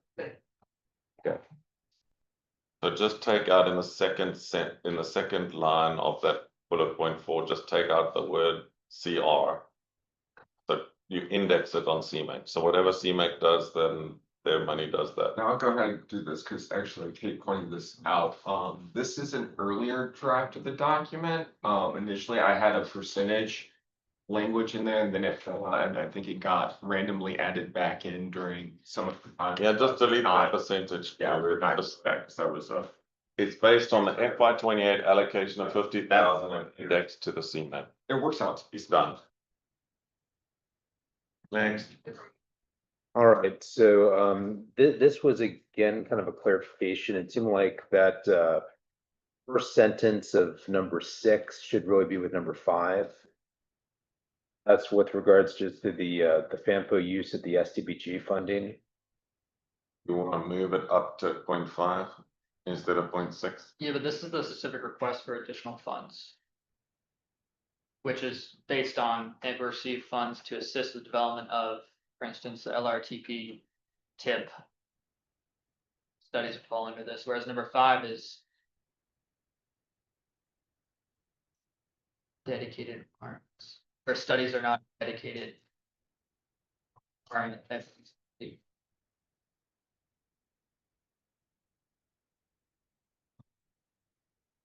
mean, we have other comment later on with this, but I guess we thought as we were giving the $100,000 as a group to FAMPO, that was supposed to be going to help with the LRTP and the tip and the other basically kind of bread and butter activities that FAMPO works on. I mean, if there's some kind of special study or something, that would be different, but that first sentence seems to be referring to what the $100,000 and basically in number 5 was supposed to go to. Yeah, I see Paul's point. Actually, the first sentence of 6 fits with 5, and then the second sentence of 6 is a different concept, which is fine, but it just removes. just move it up. In other words, the bullet point 6 started at the word but where the purple thing is. It's just that's a minor issue, it just shifts the text. Just move the bullet point 6 one sentence later, that's all that is. Just fine. For the next one, Paul, could we just say instead of FAMPA staff, policy committee? Maybe. Well, policy committee. Yeah, that was the concern, that the policy committee can always make a request for funding, FAMPA staff isn't gonna make a request without support from policy. right? Normally, Okay, That, fine. Yeah, I don't care. The point is that if Pampa staff comes up with an idea, it's not gonna get funded if the policy committee doesn't want to fund it. So whichever mechanism we use is fine by me. We would have to come up with an idea and then take it to the policy committee and say, do you want us to take this idea further or no? And sometimes they've said no and we just parked it, right? So something like the policy committee, direct staff to. direct staff, that's the They- word, thank you. Policy committee may direct staff for STB studies anytime throughout the fiscal year. It's not money throughout the year anyway, so it's a bit of a money only happens once a year, so they. Who knows? I mean, if it falls out the sky and hits us, I'm sure, but. So I think I don't necessarily think it's like in the middle of the year to spend it, but like right now, they could say, we want to do this in FY 27, and in the next year, we have the Right. fund balance numbers and other ones in the year, so it enables us to address it, even if we don't have a call for projects at that point in time. I agree with Matthew's amendment, if the policy committee directs blah, blah, blah, blah, blah. So that's fine. Right. next one. Okay. So, the concern here, and also that maybe this sentence should just be its own like number. But we support just applicants having flexibility to go basically between the different funding sources on projects they have, but we don't support just like a global moving of, let's say kind of CMAQ funding to STBG to free up a whole bunch of STBG money to do something completely different. So we have concerns with that sentence right now. Midwest, comment real quick, or that's the next comment. So maybe the wording of this is not precise enough. John, is this about when we have to shift funds between years because there's some problem now and the project needs the fund in a different year? Is that what Okay. they're trying to deal with? I'm not sure what the sentence is. After the projects are selected and funded to that amount, let's just say a project gets $1 million. And then for whatever reason, we have to move the funding sources around. I consider the dollar amounts between all the different types and the jurisdictions agnostic. So I keep the total number that's going to a jurisdiction project that's reallocated the same. But if I have to, let's just say, donate Stafford's CMAQ money to a Fredericksburg project and then swap it out with Fredericksburg's STBG for a Stafford project, as long as it's not jeopardizing a project delivery, I will move between jurisdictions for that reason. But I won't pull money from Stafford to reduce the number on a project. That only happens within the jurisdiction. So I think this is a language problem, and maybe we can make this a separate bullet point. And I think it's got to do with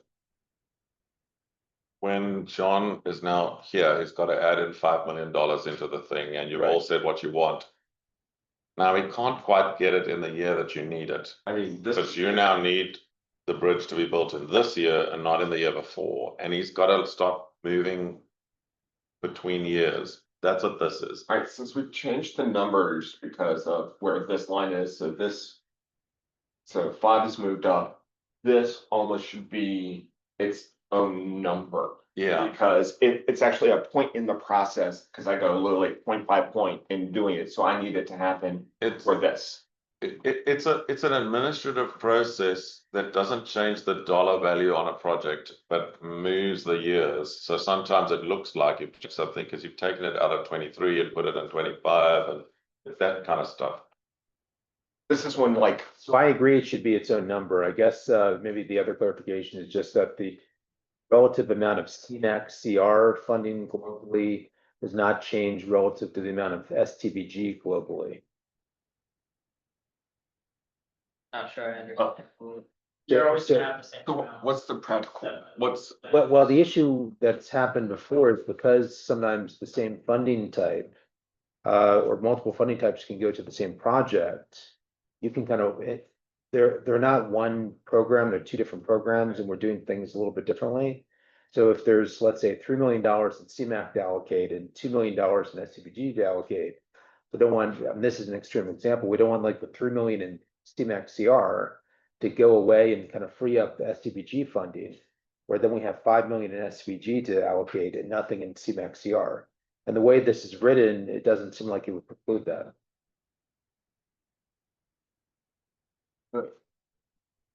Apologies, try that again.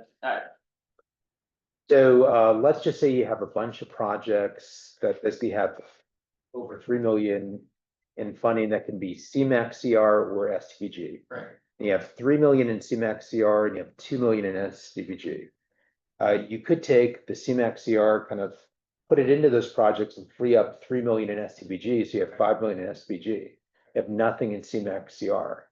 We're concerned about that. What we're saying is that there can be flexibility to make some changes to keep projects on schedule, but there should still be 3 million in basically a CMAQ CR, 2 million in SCBG. Why? That relative number should not change. So You're saying it. Yes, the percentage should be going off of that. Yeah, the percentage I understand what you're saying. issue, we're not debating that. Yeah, so I understand what you're saying. I agree that the general so the amount percent of, of CMAC and SCBG should be available. You shouldn't be able to do that. I don't see how this could do that, but I do understand the concern. Well, I It's like don't. tightened up. because let's say you have a roadway project and another roadway project, and for some reason they both can have CMAQ and SDGB, like it's not a capacity roadway project, it's something else. Sometimes to get them to be in different years, you've got to move either CMAQ or SDGB or both, because there's 17 projects that interact when you move one. You move one, there's 5 others that you've affected without realizing it. And sometimes you don't just move all the money from project A to project B. Sometimes you can't do it because there's not enough money on one of those. And then you've got to involve 3 other projects and it gets real messy. So the amount of money on project A and project B always stays the same.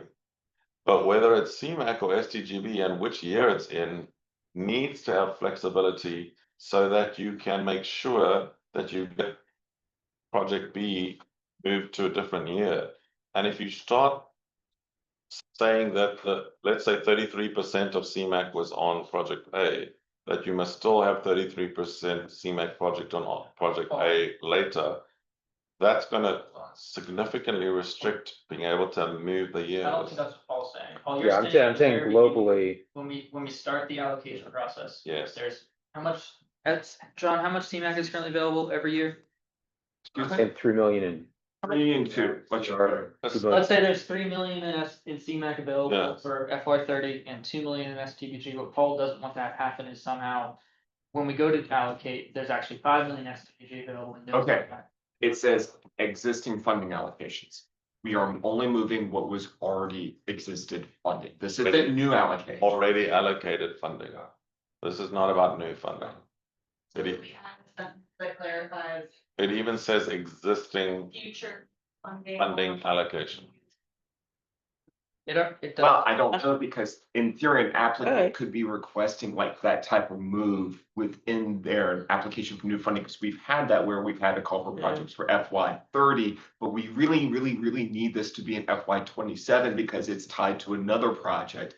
And at that point in time, if it receives funding, it gets the funding in FY30 and I make the swap forward. And it usually comes within the jurisdictions, not always, but I keep everybody whole through that entire process. So actually an applicant, I would actually say, I think it was the Orphan Blue project was the prime example of actually having to do that. So my worry is if you make it like that, then it hard locks me so that the applicant can't make something from a portion of a project that was funded that drops off that needs to be refunded, but it's not a cost increase. I understand what Paul, I think what you're worried is that staff is just going to decide to swap all the CMAC funds and then put it STBG, and that has a different result on who gets how much money.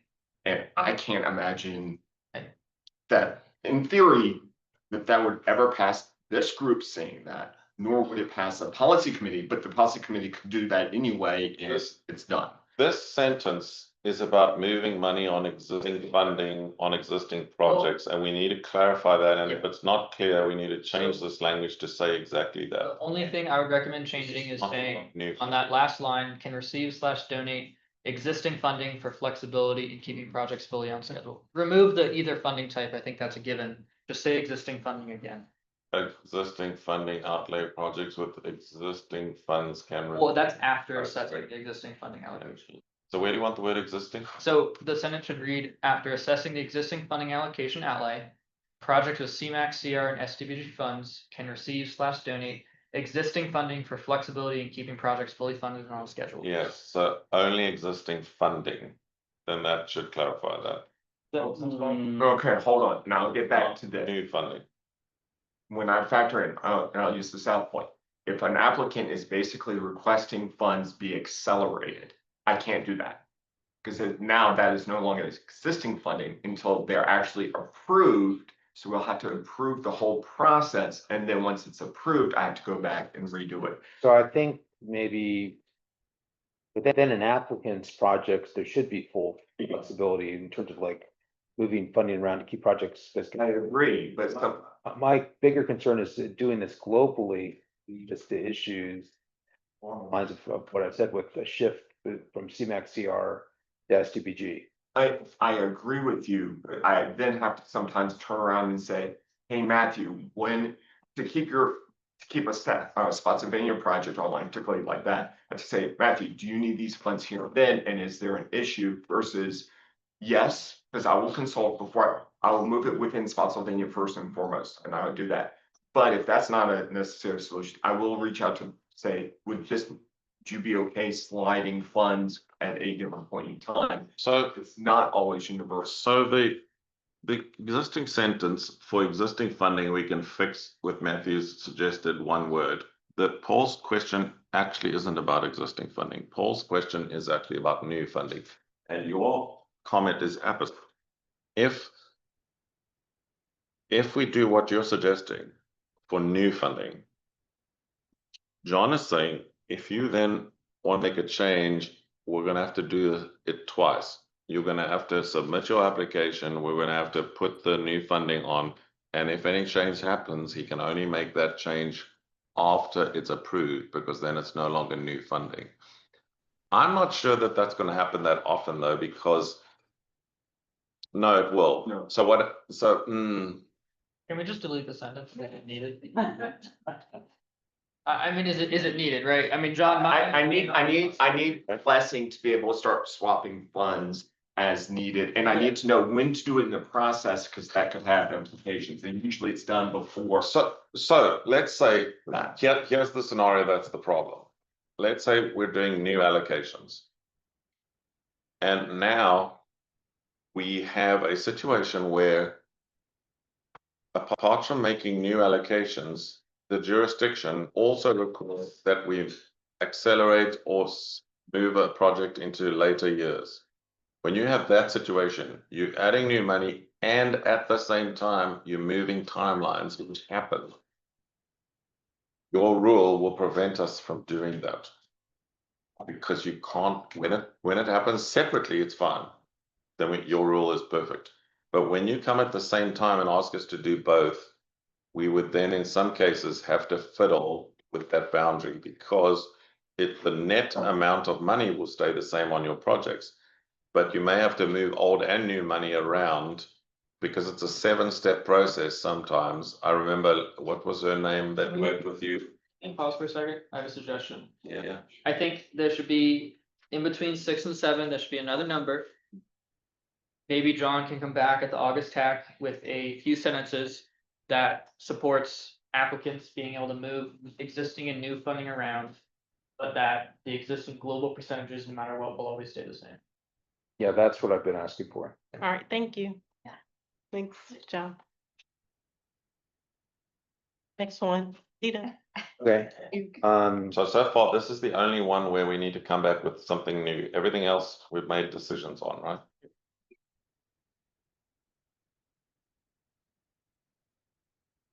I think. So- all I agree with this one. yeah, so this one, I mean, it seemed like if a project has a deficit, and it's a new project or an existing project, an applicant can just submit it. Basically a request for additional funding in X amount for the project. Yeah, Paul, I support that change. Yeah. What's the wording of the change? Sorry. I think, correct me if I'm wrong, Paul, the statement just, you don't need to say after assessing existing projects, just say 7.5% should be made available to transit, Right. and then we have the next one. Okay. Okay, Yeah, and the question here, and I know like, you want me to, so I guess, we had thought, but maybe we don't remember this correctly, that for the transit off the top, we did the CMAC, CR and the STBG, but I mean, this just has for the CMAC, CR. That was. So I guess the thought that I have is, I mean, the transit is really regional. Wouldn't it make more sense for the STBG to be regional? And it's kind of, I thought my recollection was in the past, it's kind of hard to find a transit project that's just in North Stafford.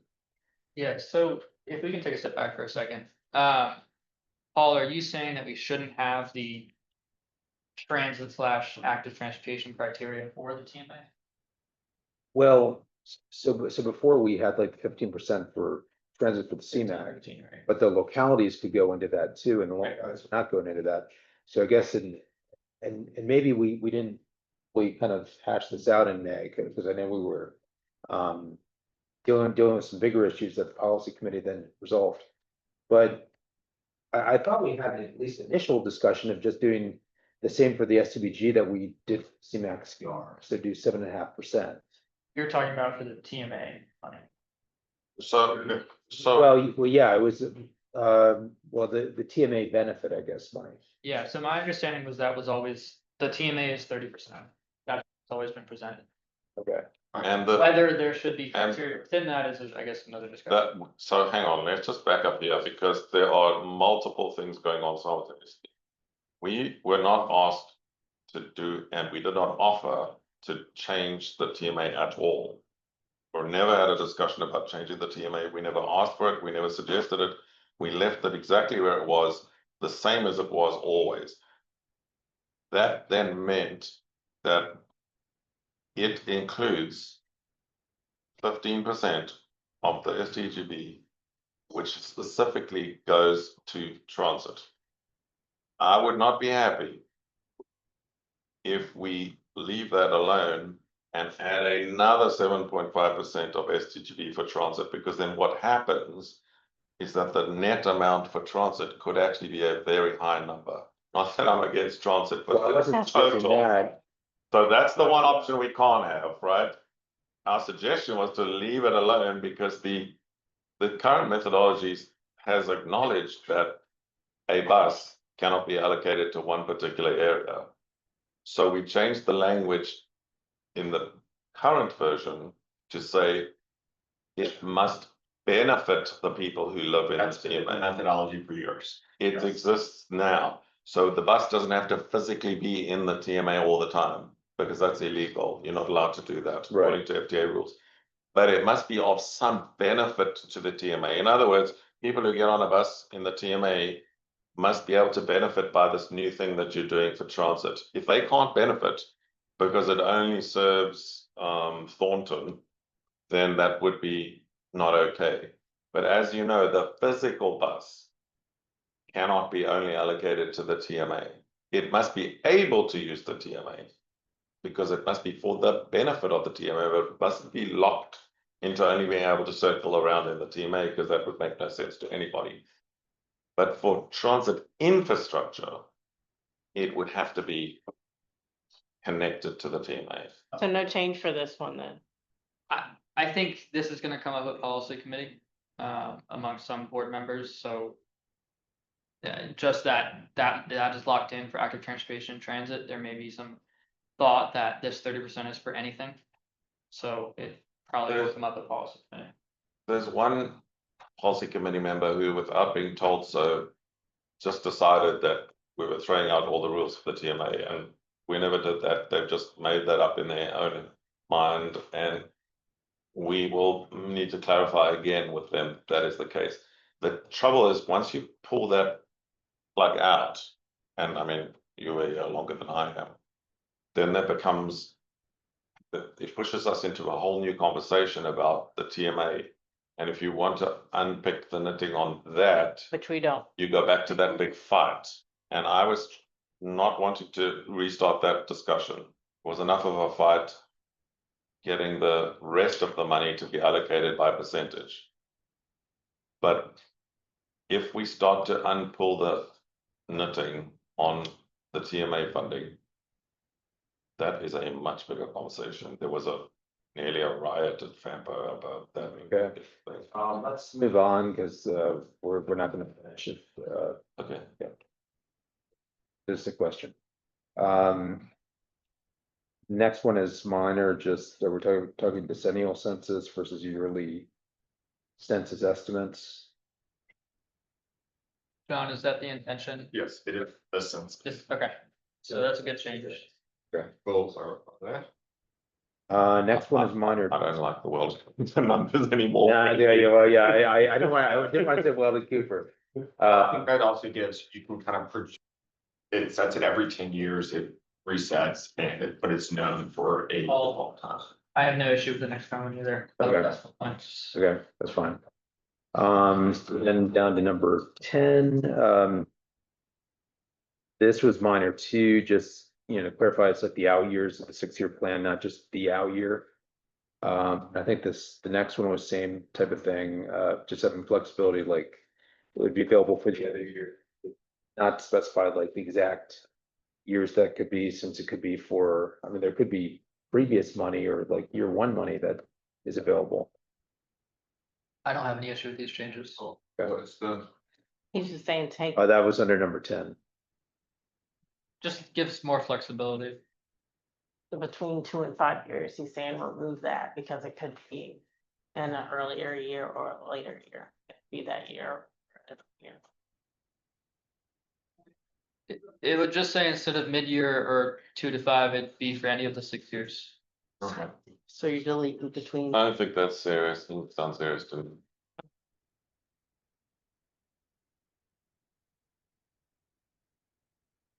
So with 5.2, it seemed like maybe there should be 2 sections. If we were understanding this correctly, one for the funding shortfalls, if we want to do something with that, and then another one for unused funding.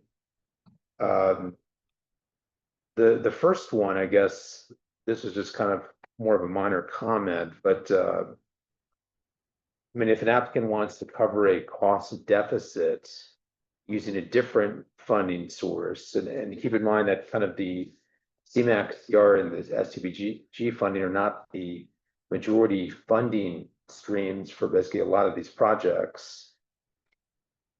In the way this is, they kind of assumed that, the FAMPA programs are kind of fully funding projects, which is typically not the case. I would support the change just to fix the notation that you can use, revenue sharing or local funds or whatever. It's just a administrative item. So the second kind of highlighted sentence there, and this is something I know that our board members would have a lot of concerns with. We are not going to support this non-jurisdiction applicants, such as transit providers or regional entities, asking basically for additional funding. Basically that would take away from funds basically being available for localities. Even if it's within the percentages? So we support what we've agreed to, like the 7.5% for transit, or we're doing 15% for transit. Right. We support that, but additional requests beyond that, Okay. we're not gonna support it, and I guess I'll say like Matthew said. I mean, we have, some board members that ask tough questions on transit and just other Oh, entities, like we don't want like a big conflict at the policy committee over this. But the way this is written, it seems like, kind of these non-jurisdiction entities could request a significant amount of the CMAQ CRSPG funding. So John, if I'm correct, this is not new language, this is old language, right? this is existing, and in theory, I mean, you have DRPT sitting on the board, they can make this request, and we're just like. Bob could basically say, hey, we're gonna build this new mega station. Y'all support this as an application and see it, so that's kind of the. So I'm actually okay with all removing the sentence if that was the intention, because frankly, anyone can say if they're an eligible applicant according to the federal guidelines, Well, they can approach the policy committee anytime. I don't think that we have to overemphasize the fact that somebody can ask the policy committee for money. Anybody can. Yeah. Chances of them getting it is very close to zero. What I'm more interested in is a sentence which says, and may go the other way, but transit operators can ask jurisdictions for additional money for transit from their jurisdictional allocations. That was always available. And so let's say Stafford got funding as part of their percentage split, and you want to run a new bus service in Stafford for the benefit of Stafford people, you are still able to ask Stafford to allocate CMAQ and STGV funding. Stafford then would need to submit it to us as by the way, we're supporting a transit project this year, and we want this money to be allocated to a transit project instead of a roadway project. That could still happen. yeah, that can happen anyways. I'm fine with removing the sentence. So this sentence, I'm fine with removing. Okay, Is it this one? Yes. Yeah. I don't think it adds And anything. the only thing I would say is if everyone's good with it, just add the global 7.5% to the sentence if someone. It has the same effect. I think just take the sentence out. yeah. Doesn't actually add anything that we don't already know. Next comment is minor. That's just going to the issue of kind of projects being closed out is when they would be potentially a surplus would be available, not when they're actually completed. And then the comment after that is a little more significant. That's basically if there's a situation, if there is a surplus, the project, which I know is increasingly rare, but if that does happen, we think that the applicant should be able to use that funding for another project they have within a grace period of, I think 180 days or kind of what I would support. was in there, yeah. Yeah, I don't have any issue with that. Okay. I don't even. Within 180 days of closeout or something. Yeah, Or what? close out, yeah. Sounds good. Typically, that's a change, though. Just realize that it's a policy change, because the policy has been until now, after closeout, Linda sends us a letter saying, you have $50,000 left on this project. We put it back in the pot. So if you do this, then we no longer need to get that letter from Linda, and that sentence we argued about much higher up in the policy, which talks about her telling us which money is left over. She no longer needs to tell us He does, because, because we need to know how much money is left over so the applicant can move. oh, I see, yeah, Why she, shouldn't it move back into a general fund to be Yeah, programmed into a prioritized That's- other project? that's Well, what we because we're have now. allocating funding based on, to each jurisdictions, like, Stafford. But you finished it and you have some money left over. Seems like that should go into a. Yeah, That came- that is what we don't want folks to do. Right. You don't use your CMAQ allocation for the project, and you just keep rolling it over because you keep displacing with other funds, and you're slowly building up through.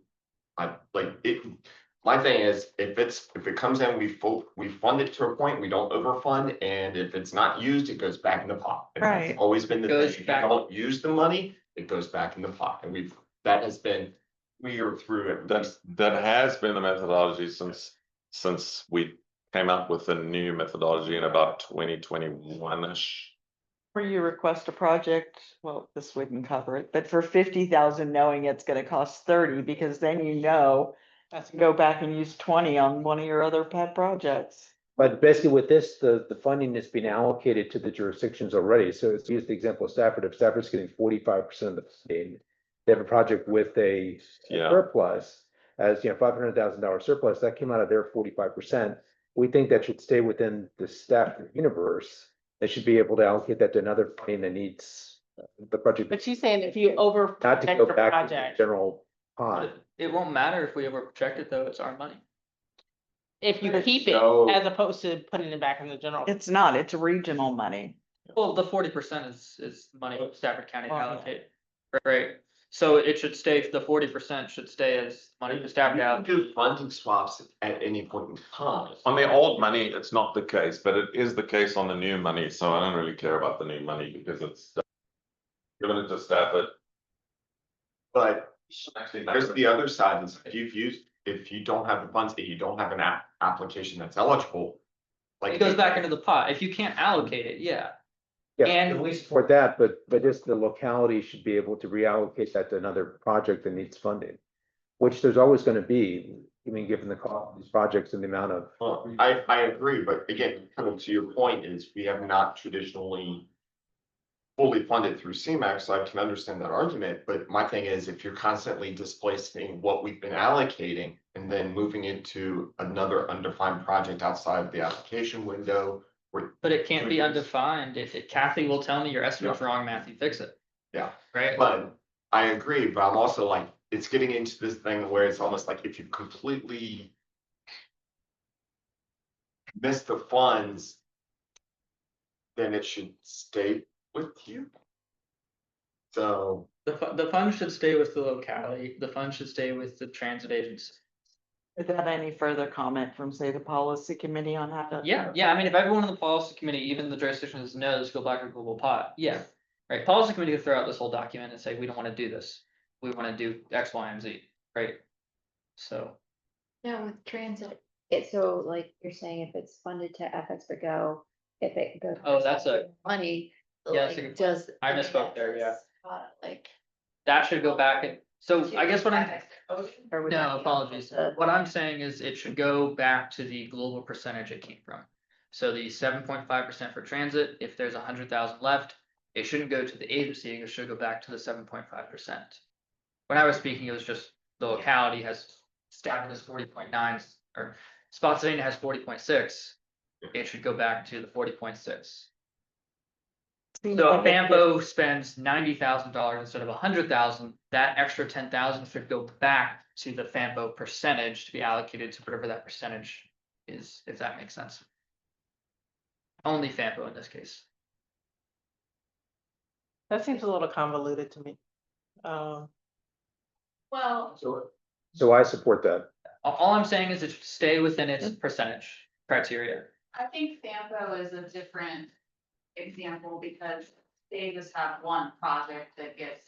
In several years, so that fund, it wouldn't be like they would have to move it, it would just stay in. And it would be a seat. But I generally agree with the concept that, you know, if Stafford gets a certain amount of money and then one of their projects is underspent, that money should, Stafford should have the ability to put that money on another project. Now administratively, I don't know how that works.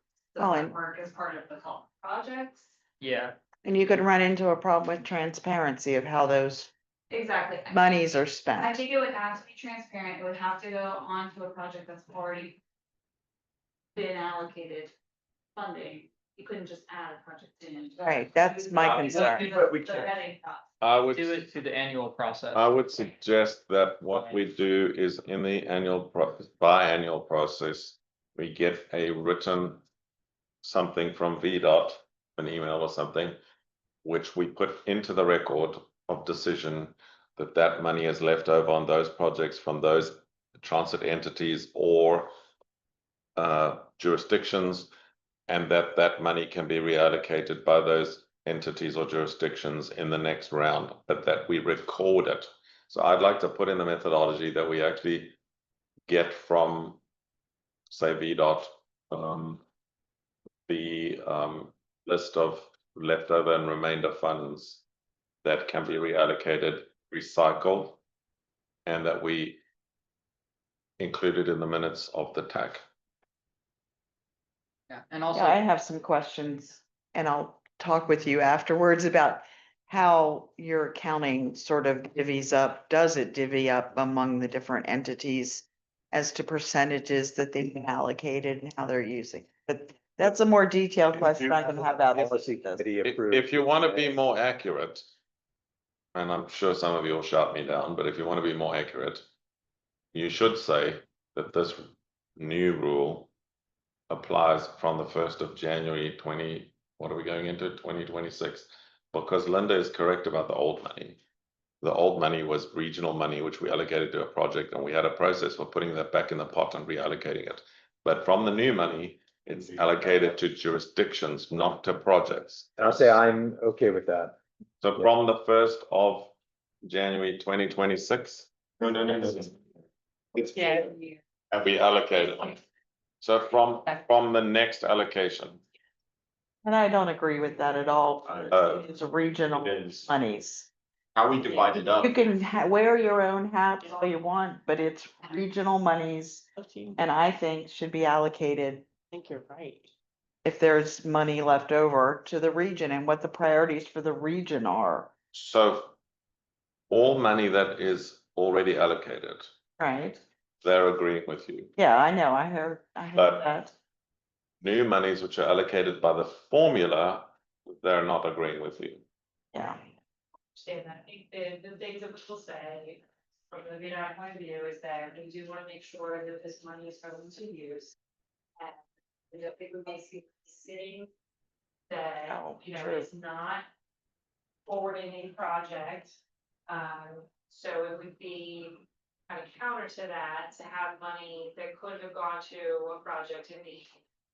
But instead it's held for something else. So I mean, those are some of the things that, you know, the money still comes here because of regional needs. We understand that this is the decision that you guys have made to how to allocate it, how to divvy it up. And I think we still just want to be very mindful of the fact that we want to keep money moving. Our projects have so many challenges throughout their lives that, you know, we don't want this to be another one in there. If there's money to keep it going, like to keep things going, so just have to keep that in consideration. So you make the point of stale money effectively, right? You don't want money that the jurisdiction just rolls it over till Jesus comes, is my old expression, right? You can't just take that money that should have been spent in 2025 and you're still rolling it over in 2032. It gets to a point where use it or lose it. And I must say, and you know, I'm neutral as to jurisdictions and entities, but there are a couple of your projects, hint, that are on that current list where the money's sitting there and there's been not a lot of movement on the project. So John's got this. John, there are a number and from multiple entities, not from one. John's got this list. I don't want to get shot, so I'm not going to get anything. Like who you talking about? But John's list Right. frequently says previous. You know, what year is it? Previous. It's not actually even current anymore. So Issue. So there are multiple projects on there. So the hint is use it, or we can still remove it for the old money. We can't remove the new money, but we can. My example for the jurisdiction's money is that if a jurisdiction does not submit a project, if a jurisdiction does not submit a project with requesting their full allotment, what happens to those funds? At the point, it gets rolled back into the pot for everybody else. And I would make an argument that in the case of a project coming in under spec, guess what? Again, it's now underfunded, it rolls back into that so overall. I guess what I'm saying is the jurisdiction or whoever's money it is would be penalized if bids come in lower.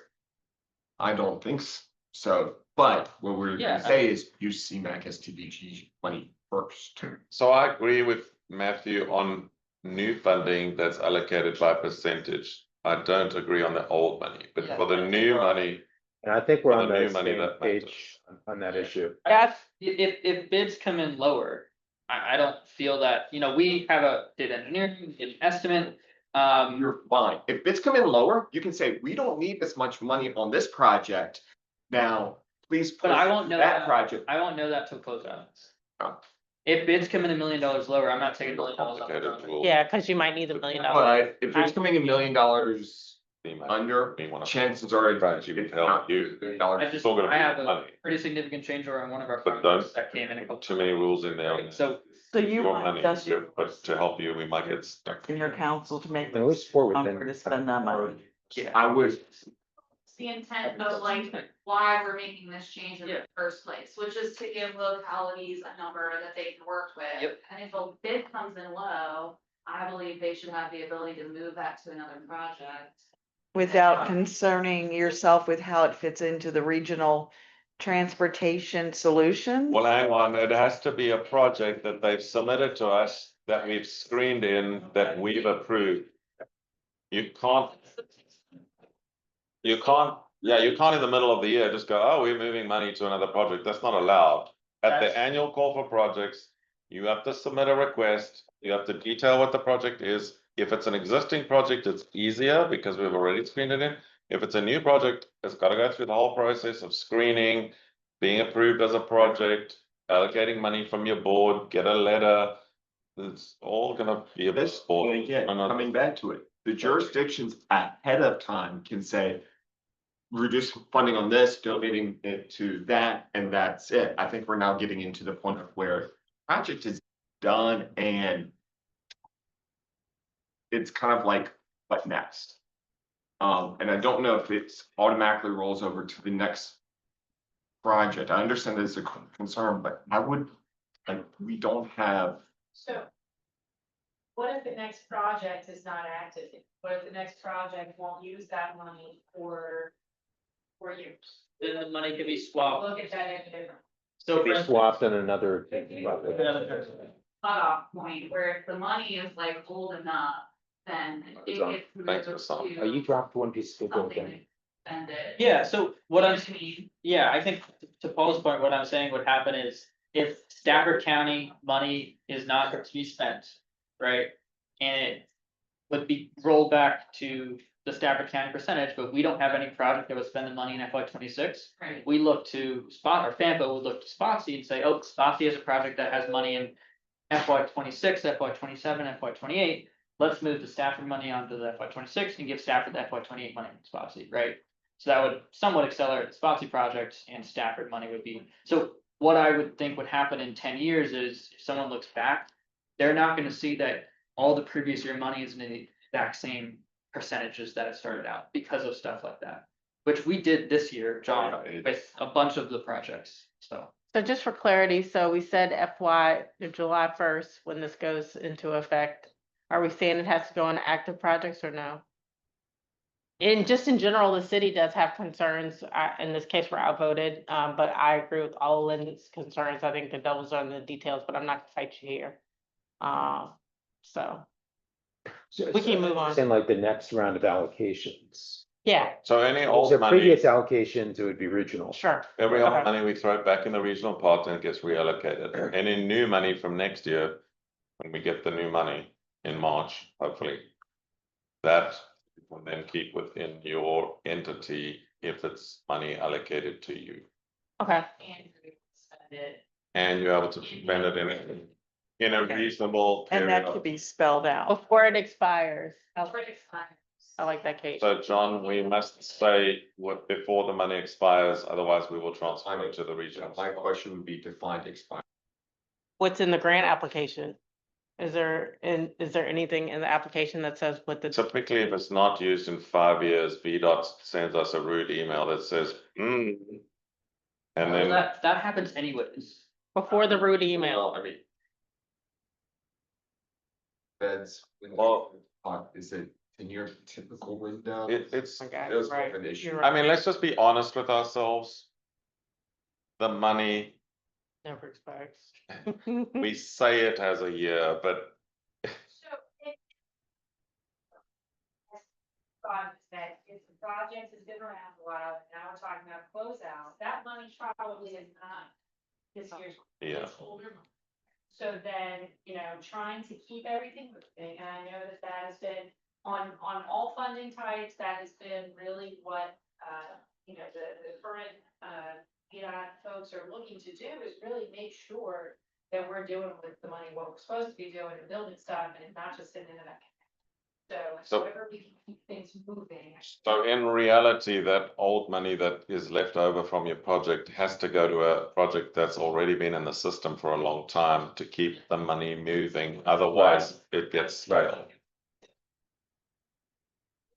Be more difficult if there was one, you know, I know a lot of these projects have, you know, little bits of money here and there, and they're still waiting for some other things to use a chunk of the money on them. So can, I got an idea. yeah, We're putting in the methodology that if a project comes in under and there's remaining funds, the jurisdiction entity can request FAMPO to roll that money over to an existing project or new application so that they have a chance to get. If they do not do that, it rolls over into the pot. Yeah. So It's basically. already in there. Policy, they have a certain amount of time. There's already 180 days.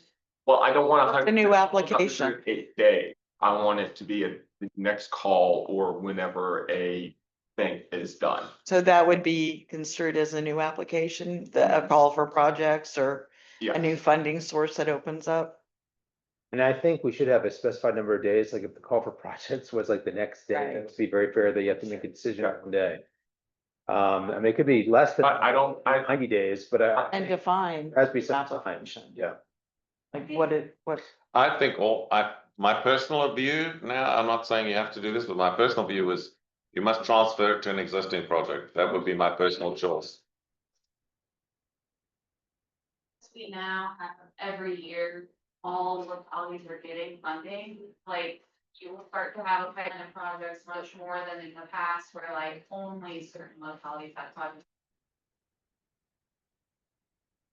Realistically, it'll need to be, you can't. I don't want to start a whole new project because it's money that's 5 years old already. So existing projects, go I ahead. would not support projects because, for instance, if we get a project closed out in February and we get told there's some money available and we're told we have to put it on an existing project, but it's $100,000 and we want study starting in July, we should be able to put $100,000 on that study rather than having to give it. So why can't we just do existing or new? Right. Yeah. So study example, I think that's a good example, is one that could use the money There's pretty much. plenty of ones with bad That's examples. smaller now. Yeah. But then you would need to, in my opinion, demonstrate how much. Yeah. We would need an application, like, again, it would have to be an application back through FAMPO during a call for projects and. Yeah, And it could. But it can be used quicker. It can be used much quicker because studies you can start tomorrow. You don't need to get. again, getting back to the another sense that we had, this is where if an applicant asks to use money earlier, that's when I start donating funds and swapping funds out in. So we need to move on, like we We do. do, some of this, we're almost done. Let's cover the. Blame yourself, Paul. So, the very top one is, I think, one that should be straightforward, but basically just with projects now, a lot of times they might, initially, look like maybe they fully funded or maybe even I would agree. funded, but then when you get to the end of the project, that's not the case. So we don't support kind of taking money off of a project and, only maybe have to add money back on later on. So call it after closeout. That's what we just talked about. Yeah, we just talked about that. So can this sentence just go away?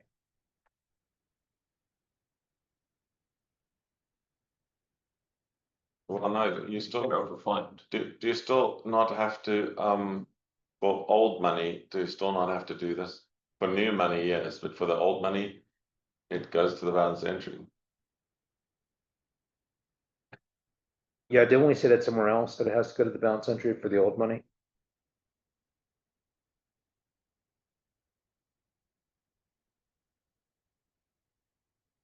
Why don't you guys just check on that? And maybe when you update this and send Okay. it out to the group, if there's any issue with that, you just let us know. Okay. Okay, so next, again, we're almost at the end here.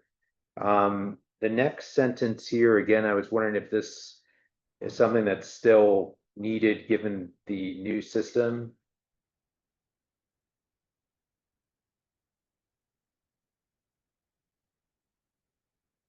When we're doing like a jurisdiction allocation. So is this still relevant? Again, if you want to bypass a full new application, this would be the mechanism to do so. So we keep items so that if it needs funding, we can say it was applied for in this round, it was approved. We funded it, but then it needed money again. We approved it without a full application scenario. Otherwise, we'll have to treat it as a new project once it's dropped. Yeah, I just don't see the value of this sentence, but I guess, does anyone else have a strong opinion on this? So is this thing, if it has funding on it, and then funding is reduced to 0, and then later funding is put back on it, it So- should be treated as a previous project rather than a new project? Yes. So, for example, like you just pulled the Brook Station off, Sure. but if for whatever reason, Bureau wants to come back and ask, we'll treat it as it was an old project and it would kind of go in through that. I get the feeling that for all of these type sentences, we should change it to at closeout. Because until closeout, we shouldn't be taking money off a Sure. project. Being an example, like that project hasn't even started yet, but we replaced it with 5307 funding. Well, you haven't technically pulled it off yet, but once you pull it off, So this sentence would say that it shouldn't be considered a new project if the cost estimate goes up significantly and FAMPO decides to put some more money back on there. It shouldn't be considered a new project. That's what that's in. Yeah. it's just whether or not it's considered a previously approved project or a new project. I mean, if this is being done, then somebody has to track all the projects that were submitted before the money was removed, from. That just seems like a headache, a staff. And I guess I just don't really see the value of this. Doesn't seem like it matters in the grand. There's gonna be a no. Maybe just for transit, but not for the other. Yeah, can we just Allocation. do this just for transit to address that concern? Big of a deal it is to resubmit the project. I mean, and things might have changed. For transit projects, done. So for transit projects, otherwise it doesn't apply to anybody. Okay, so the last one, I know we just had concerns about this entire kind of 5.3 and maybe we're not understanding it, but it seems like it doesn't really give value and I mean, if the policy committee wants to do something, they can always do it. We don't think the TAC should be making unilateral decisions on what projects should be.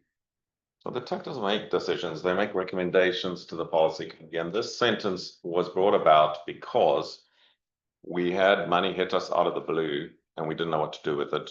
And that was when we got HEP funding once every 5 years. It just arrives one day. You just get told, like the last time it arrived, we were told, and you get HEP funding and we need your prioritization within 10 days. And I was like, there's just no way to deal with it. And then there were some needs that were brought to the table during the last 5 years. Like somebody said we should assist with preparation of smart scale, not FAMPO, but a consultant or somebody should be hired to prepare smart scale projects. That was one need that was raised.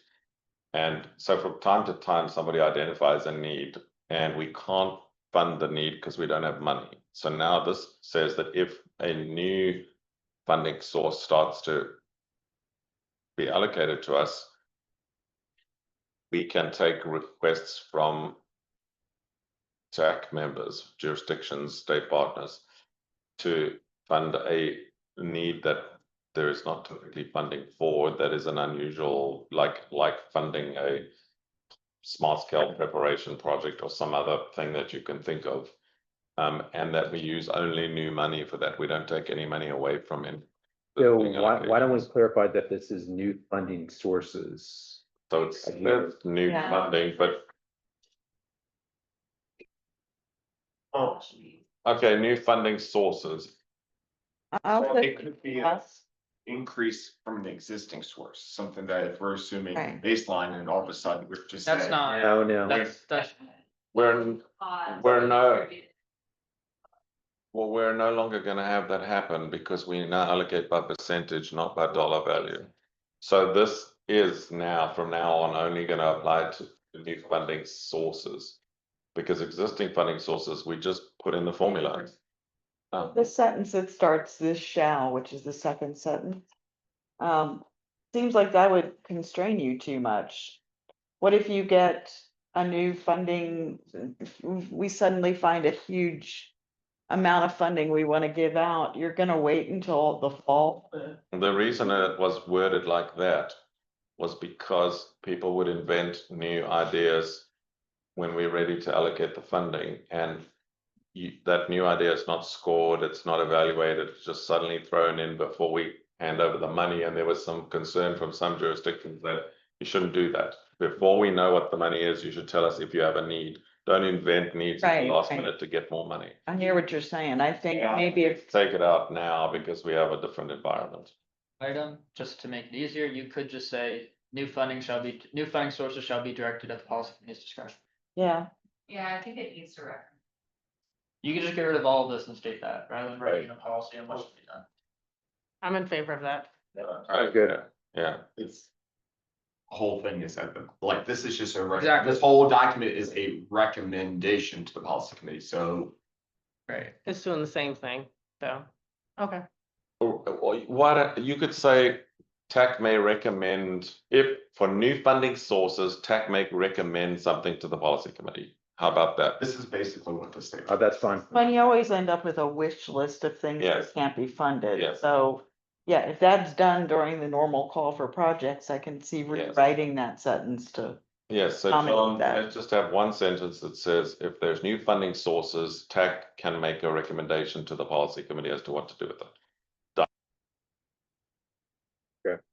that's your last comment? Thank you all very much. So that concludes CMAC STBG. Is there anything you wanted to say on like 7A, 7B, or 7C? So we, yes, And that staff then provide a red line versions from the clean version we have today, that's the changes made. That's an excellent comment. we will do that for the August meeting. The call for projects, we need to issue a call for projects, and it's gonna be every 2 years. John has it in September. Do you want to move it to October? I don't care. I thought, well, I thought we were doing September and having. we're gonna move the date back, the right. It's the 15 December date that matters. That's the one we're gonna Okay, do. that's fine. Okay, so we're gonna issue a call for projects in September. But now you have an extra 15 days to prepare your projects than what the methodology says. Smart scale call for projects. We are going to ask you to please start looking at what projects you want to submit. Paul is concerned that we don't know the outcome of the pipeline studies, but Carrie is concerned that we're going to run into time problems towards the end and we're going to struggle to get. So please start thinking about what you're going to want to submit, especially if they're not in a pipeline study. If you've got a project that is not in a pipeline study and you want to submit it for smart scale, we need to know and VDOT needs to know.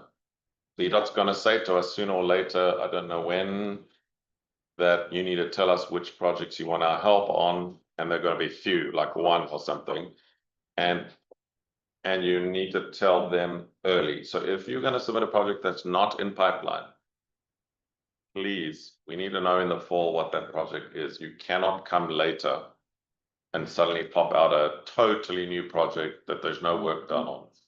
And then the CLRP list, John has a suggestion, which I'm not opposed to, which is that for the updating of the CLRP list, we only focus on getting our new smart scale and TAC projects into it now and removing projects that are closed out. Because from January, we're going to start working on a totally new LRTP. And from January, we don't have to do conformity, right? This is a slightly smaller update than I was anticipating. But seeing as we're going to do it a year later again anyway, or even 6 months later, maybe we just do the minimum now. But, so I was thinking of a bigger one, but it involves a lot of work for all of us. We're gonna have to do that in calendar year 2026. So what's the time frame for this? Like projects being closed out, projects being closed by Well, projects that are gonna be closed out by, say, the end of August. So the idea is, to do with the fiscal constraints Closed out by August. that are currently on the CLRP. Just check. So the idea is that we have to find funding in fiscal constraint to add in the new ones, which means you've got to take something off. There's So- nothing ongoing that I know. when is From years ago that. when is the CRP going to be up? So this CLRP, we now have a vote from the Commonwealth Consultation Board on this round of smart scale, right? And we have had 2 rounds of TAC. Any new projects that have come up that have now got funding approved by the CTB that we do not have in the current CLRP, we said in our letter to them that we would add those. That, remember our support letter? Right. Instead of saying it's in the CLRP, we said we promised to add it to the CLRP. So now's the time when we have to fulfill our promise. So it only relates to projects that were actually approved in smart scale round 5 or smart scale round 6 that are not currently in the CLRP, or TAP projects that were in the last 2 rounds that are not in the CLRP. So it's going to potentially be a very small update. Okay, But to add one in, we got to knock one out. It's not a 1-to-1, it's about the dollar value. So obviously, if there's And- anything that's closed out, we need to Yeah. remove it so we can add the new ones. can staff just send us an email on this, maybe send us like an Excel file? That we can better kind of look at the projects than the PDF. Can you look through the CLRP list and tell me what's closed out? Because I don't always know all 3 levels. Long time after the project's done, especially if there was a right of way phase, if there could be an outstanding condemnation. We've had some that were a few years past when the project construction was complete and the right of way. So those can be a very long time after a project is done. So when are we allowed to take it out of the CLRP? Because if it's already constructed, you're not going to come and ask us for more money, are you? Yeah. They But yeah, They built Stafford County last year for the Route 1, Route 17 Falmouth intersection projects. But that was better. Our CLRP. It was betterment, Stafford County utilities, but still. But yeah, as things are getting closed out, and you can. Yeah. Things can pop up. There have been instances, very few farms, when right of way. It's a much higher cost than what it is. So I can't guarantee that. We will as Pampa staff send you a list of projects we think may be able to be removed, and you can confirm. No, I just want to make sure everybody knows that just. These 5 we think we can remove, yes or no? Yeah. Because if we don't remove something, we're not allowed to add in another one unless we've got this fantastic new source of funding we found, right? You win the lottery. If it's closed out, it can help, but if not, that means we would potentially have to remove projects that aren't funded or.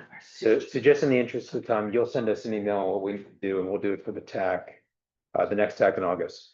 I'm gonna ask for a motion to adjourn. Second. On favor? Aye. Aye. Thank you. Next meeting is August 4th.